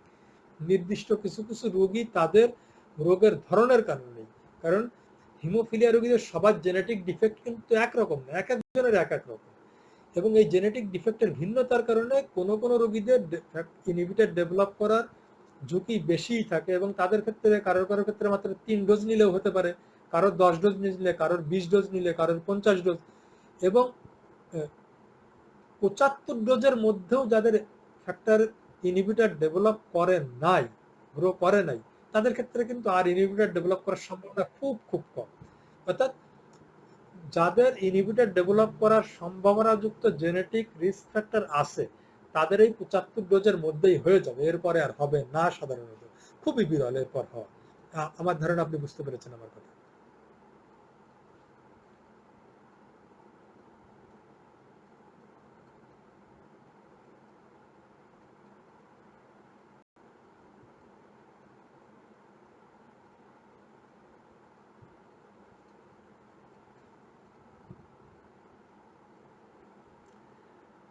মোহাম্মদ নাজমুল হাসান, আমি আপনার বারবার ব্লিডিং হয়, হ্যাঁ, হিমোফিলিয়া রোগীর ক্ষেত্রে এটাই তো আসলে সমস্যা যে বারবার ব্লিডিং হয়। এই বারবার ব্লিডিং, আমি জানি না আপনার বছরে কতবার ব্লিডিং হয়। মারাত্মক হিমোফিলিয়া রোগীর ক্ষেত্রে বছরে 8 থেকে 14 বার পর্যন্ত এমনি এমনি ব্লিডিং হতে পারে, কিন্তু এটা কিন্তু এক্সপেক্টেড, এবং এই পরিমাণে চিকিৎসা দেওয়ার জন্য আমাদেরকে প্রস্তুত থাকতে হয়। এখন আপনার যদি বছরে 14-15 বারেরও বেশি ব্লিডিং হয়, সেক্ষেত্রে দুটি বিষয় আমাদেরকে বিবেচনা করতে হবে, যে আপনার কি লাইফ স্টাইলে কোনো সমস্যা আছে, যে আপনি কি আঘাতের মুখোমুখি হয়ে যাচ্ছেন বেশি, সে ব্যাপারে একটু সতর্ক থাকবেন। দ্বিতীয় হচ্ছে যে আপনার যদি জয়েন্টের ক্ষতিটা স্থায়ীভাবে হয়ে যেয়ে থাকে, তাহলে সেক্ষেত্রে আপনার আঘাত আপনি নিজের শরীরেই হয়ে যায়। কারণ আপনি যখন অ্যাক্টিভিটি করার চেষ্টা করেন, আপনার জয়েন্ট হয়তো বাঁকা হয়ে আছে স্থায়ীভাবে, আপনি এটা একটু সোজা করার চেষ্টা করেন, অতিরিক্ত চাপ পড়ছে, তখন আপনার ব্লিডিংটা হচ্ছে। সেক্ষেত্রে শুধু আপনার ফ্যাক্টর 8 নয় যথেষ্ট না, সেই ক্ষেত্রে আপনার বর্তমানে যে জয়েন্টের ক্ষতি হয়ে গেছে, এর সাথে আপনার লাইফস্টাইল মডিফিকেশন করাটা খুব জরুরি। অকুপেশনাল থেরাপিস্টের পরামর্শ লাগতে পারে। আর আরও একটি বিষয় আপনাকে অবশ্যই বিবেচনায় রাখতে হবে, যে আপনার ইনহিবিটর ডেভেলপ করলো কিনা। আপনার এই বিষয়ে এইচটিসিতে আপনি বিস্তারিত ইভ্যালুয়েশন দরকার। আমি আপনার বিস্তারিত তথ্য নিয়ে, আপনি কতবার আপনার ব্লিডিং হচ্ছে এই মুহূর্তে, এই বিষয়ে আপনি আমার সাথে এর পরবর্তী লিঙ্কে যোগাযোগ করতে পারেন। বিস্তারিত জানিয়ে আপনার ফ্লেকশন ডিফর্মিটি কত ডিগ্রি, রেঞ্জ অফ মুভমেন্ট, এগুলো যদি আপনি বুঝে থাকেন, বা আপনার সেন্টার যদি আপনাকে এটা বলে থাকে, বা আপনার কাগজে যদি লেখা থাকে যে আপনার ফ্লেকশন ডিফর্মিটি কতটুকু, রেঞ্জ অফ মুভমেন্ট কতটুকু, সেটুকু আপনাকে জানাতে পারেন, তাহলে আমি আপনাকে আর একটু ধারণা বেটার পাবো যে কি কারণে আপনার বেশি ব্লিডিংটা হচ্ছে, আর এটা 14-15 বারেরও বেশি হচ্ছে কিনা সেটা একটু জানাবেন। মিস্টার পরিমল দেবনাথ বলেছেন, how we can improve hour immune system in lockdown time. Immune system তো এটা যদিও আমার হিমোফিলিয়া রোগীর ক্ষেত্রে এটা যেরকম, হিমোফিলিয়া রোগী যারা না তাদের ক্ষেত্রে একই কথা প্রযোজ্য। আমরা আসলে এই কোভিড-19 একটা আনপ্রেসিডেন্টেড, একটা অভূতপূর্ব একটা বিপর্যয় আমাদের জন্য, মানব ইতিহাসের সম্ভবত অভূতপূর্ব একটি সংক্রামক ঝুঁকি এটি। এর আগে এর চেয়ে অনেক বেশি মানুষ অনেক রোগে মারা গেছে, কিন্তু এই আধুনিক চিকিৎসার এই সুসংগঠিত অবস্থা এত বড় বিপর্যয়ের আমরা মুখোমুখি হই নাই, যার জন্য এ রোগের চিকিৎসা সম্পর্কে এখনো আমরা পরিষ্কার ধারণা জানি না। তবে ইমিউন সিস্টেম কিভাবে আমরা ইমপ্রুভ করতে পারি সে ব্যাপারে যে দু একটি কথা এসেছে, আমিও সম্পূর্ণ জানি না, বুঝতেই পারছেন। আমিও প্রতিদিন আপডেট হচ্ছে, আমার কম্পিউটার খোলা থাকে, সিডিসি এবং ডব্লিউএইচ এবং আমেরিকান সোসাইটি অফ হেমাটোলজি 3টা পেজ আমার সবসময় খোলা থাকে। আমি সেখান থেকে যেটুকু জেনেছি সেটা হচ্ছে যে প্রতিদিন ব্যায়াম করুন, ব্যায়াম করে আপনাকে নিজেকে ফিট রাখুন, এবং অবশ্যই ফুসফুসের ব্যায়াম মানে আপনার শ্বাস প্রশ্বাসের ব্যায়াম, সেটা আপনার ফুসফুসকে শক্তিশালী রাখতে সাহায্য করবে। প্রচুর পরিমাণে ফল এবং শাকসবজি খান, ফলমূল, বিশেষ করে ভিটামিন সি যুক্ত ফল। তবে এর জন্য আবার কেউ ভিটামিন সি ট্যাবলেট কিনে স্টক পাইল করবেন না বাজার থেকে, এটা যথেষ্টই বাজারে পাওয়া যায়, কিনে এনে জড়ো করার দরকার নেই। ফ্রেশ ফলমূল খান, ব্যায়াম করুন, ফুসফুসের ব্যায়াম করুন, শ্বাস ধরে রাখা, শ্বাস ছাড়া। অনলাইনে এবং ইউটিউবে আপনি ফুসফুসের ব্যায়াম অনেক পাবেন আপনারা, সেগুলো চর্চা করার চেষ্টা করুন, যাতে বিপদের সময় আপনার ফুসফুস একটু ভালোভাবে লড়াই করতে পারে। এবং অবশ্যই চেষ্টা করুন যেন করোনা ভাইরাসে আক্রান্ত না হন, সেই চেষ্টা করে ঘরে থাকার চেষ্টা করুন, ঘরেই থাকুন প্রয়োজন না হলে। এবং পরিবারের জরুরি প্রয়োজনে বাইরে যাওয়ার জন্য একজন নির্ধারণ করুন, সেই ব্যক্তিটিই বাইরে যান। একাধিক ব্যক্তি বাইরে যাওয়া মানে একাধিক ব্যক্তির জন্য প্রিভেন্টিভ মেজার নিতে হবে। বাকিরা এই 3 মাসের জন্য, মানুষ 6 মাস 1 বছরও জেলে থাকে, এই 1 মাস 2 মাস 3 মাস কতদিন হবে আমি জানি না, এই সময়টুকু পরিবারের একজনের বেশি বাইরে যাবেন না, ঘরে থাকুন এবং নিরাপদ থাকুন।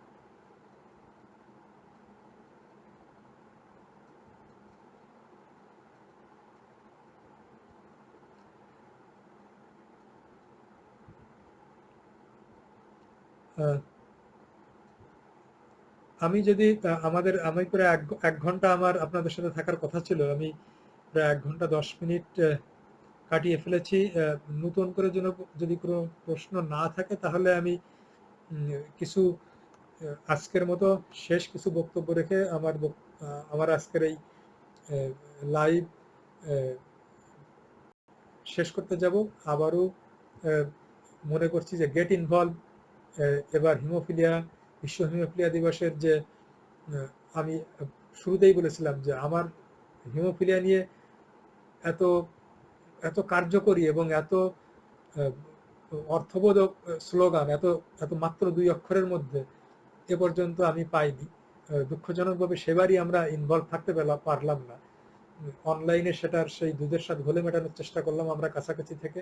কারণ আমরা জানি যে হিমোফিলিয়ার মতো এই অত্যন্ত ব্যয়বহুল চিকিৎসা সারা বিশ্বব্যাপী এবং উন্নত বিশ্বের জন্য এটি অনেক ব্যয়বহুল, এবং সারা বিশ্ব গেট ইনভলভ পারস্পরিক সহযোগিতা এবং কাছাকাছি থাকার মাধ্যমেই কিন্তু উন্নত এবং অনুন্নত বিশ্বে এক কাতারে চলে এসেছে, এবং এবং কি আমাদের উন্নত দেশের বন্ধুরা আমাদের দিকে সাহায্যের হাত বাড়িয়ে দিতে পেরেছে, এবং আমরা তাদের সহায়তা নিয়ে কিন্তু প্রায় হাতাহাতি হাতে হাত রেখে এগিয়ে যাচ্ছি, এবং হিমোফিলিয়ার মতো এরকম কঠিন এবং ব্যয়বহুল রোগকে আমরা বিশ্বের প্রায় জায়গায় অত্যন্ত কার্যকরভাবে চিকিৎসা করে হিমোফিলিয়া রোগীদেরকে অত্যন্ত কার্যকর জীবন দিতে পারছি। এবং আমরা জানি যে এটা অত্যন্ত গুরুত্বপূর্ণ, কারণ হিমোফিলিয়া রোগীদের এই পঙ্গুত্বের ঝুঁকি ছাড়া আমরা একটি কার্যকর জীবনের জন্য যেটাকে আমরা বলি কার্যকর জীবন, সেটা হচ্ছে যে মানসিকভাবে যে ব্যক্তিটি কার্যকর, অর্থাৎ বুদ্ধিবৃত্তিকভাবে যে ব্যক্তিটি কার্যকর, এবং যে ব্যক্তিটা রিপ্রোডাক্টিভ ক্যাপাসিটি স্বাভাবিকভাবে একটি পরিবারের জন্ম দিতে পারে, এই বিষয়গুলো যাদের স্বাভাবিক থাকে তাদেরকে আমরা বলি সম্পূর্ণ স্বাভাবিক জীবন। এবং একজন হিমোফিলিয়া রোগীদের এই ব্লিডিং ছাড়া অন্য সব দিক থেকে সম্পূর্ণরূপে স্বাভাবিক। এদের মেধা, এদের কার্যক্ষমতা, লেখাপড়া, এদের প্রজনন ক্ষমতা সবকিছু অত্যন্ত স্বাভাবিক। শুধুমাত্র এই ব্লিডিং এর ঝুঁকিটা থেকে যদি আমরা, এই রক্তক্ষরণের ঝুঁকিটা থেকে তাদেরকে যদি আমরা মুক্ত করে দিতে পারি, তারা অন্য 8-10টি মানুষের মতো সম্পূর্ণ স্বাভাবিক জীবন যাপন করতে পারে। যার জন্য এই রক্তক্ষরণ থেকে তাদের মুক্তি দেওয়ার জন্যই আমাদের এই পরস্পর হাতে হাত রেখে এগিয়ে চলা। আমরা সারা বিশ্ব মিলে আমরা একযোগে এক কাতারে হাতে হাত রেখে এই রক্তক্ষরণের ঝুঁকি থেকে আমরা মুক্ত থাকতে পারবো। এবং এই সারা বিশ্বের গবেষকরা চেষ্টা করছে এই চিকিৎসা খরচটাকে যেন আরো একটু কমিয়ে আনা যায়, এবং আমাদের সক্ষমতার জন্য আর একটু বাড়ানো যায়, এবং আরো নতুন নতুন ওষুধ আসছে। আমি জানিয়ে রাখতে চাই একটি কথা বলে আমি শেষ করব, যে কিছু নতুন ওষুধ এসেছে যে ওষুধগুলো ব্যবহার করলে ইনহিবিটর ডেভেলপ করার ঝুঁকি নাই বলে মনে করা হচ্ছে, এবং ট্রায়াল বেসিসে এই ওষুধগুলো কিছু ব্যবহার করা হবে, বাংলাদেশেও আসবে, এবং আপনাদের সহযোগিতা চাইব। আমরা চেষ্টা করছি কোন রোগীদের ক্ষেত্রে এটা দেওয়া যায়, কারণ এইরকম ক্ষেত্রে আপনারা সবাই হয়তো একসাথে সেই ওষুধটা চাইবেন। আমরা এখনো ফর্মালি সেটা লঞ্চ করি নাই। আমরা চেষ্টা করব কিছু কিছু রোগীদেরকে সেটি দিয়ে দেখার জন্য আসলে সেটা কতটা কার্যকর, এবং আশা করি ভবিষ্যতের দিনগুলো আরো সুন্দর হবে। রক্তক্ষরণ মুক্ত, স্বাভাবিক, সম্পূর্ণ সক্ষম হিমোফিলিয়া রোগীদের জন্য একটি সুস্থ জীবন, স্বাভাবিক জীবন কামনা করে আমি আজকে আপনাদের সাথে লাইভ ইন্টারাকশন, এই সম্প্রচার শেষ করছি। সবাই সুস্থ থাকুন, ভালো থাকুন, রক্তক্ষরণ মুক্ত থাকুন, এবং এই কোভিড-19 রোগ থেকে মুক্ত থাকুন। কোভিড-19 উত্তর বিশ্বে, আমরা নতুন বিশ্বে শ্বাস প্রশ্বাস নেব। আমার কাছে কোভিড-19 এই সময় একটি বিপর্যয়ের মতো। আমি মনে করি যে এর আগের বিশ্বের পরের বিশ্ব সম্পূর্ণ ভিন্ন হবে, যেরকম দ্বিতীয় বিশ্বযুদ্ধের পূর্বের বিশ্ব এবং তারপরের বিশ্ব ভিন্ন বিশ্ব। আমি বিশ্বাস করি যে কোভিড-19 লড়াইয়ে জয়ের পরে যে বিশ্ব হবে, সেই বিশ্বটা হবে সম্পূর্ণ ভিন্ন একটা বিশ্ব। সেখানে আবার আপনাদের সাথে একসাথে মুক্ত বাতাসে নিঃশ্বাস নিতে পারবো, এই প্রত্যাশায় আপনাদের সবার সুস্থ জীবন কামনা করে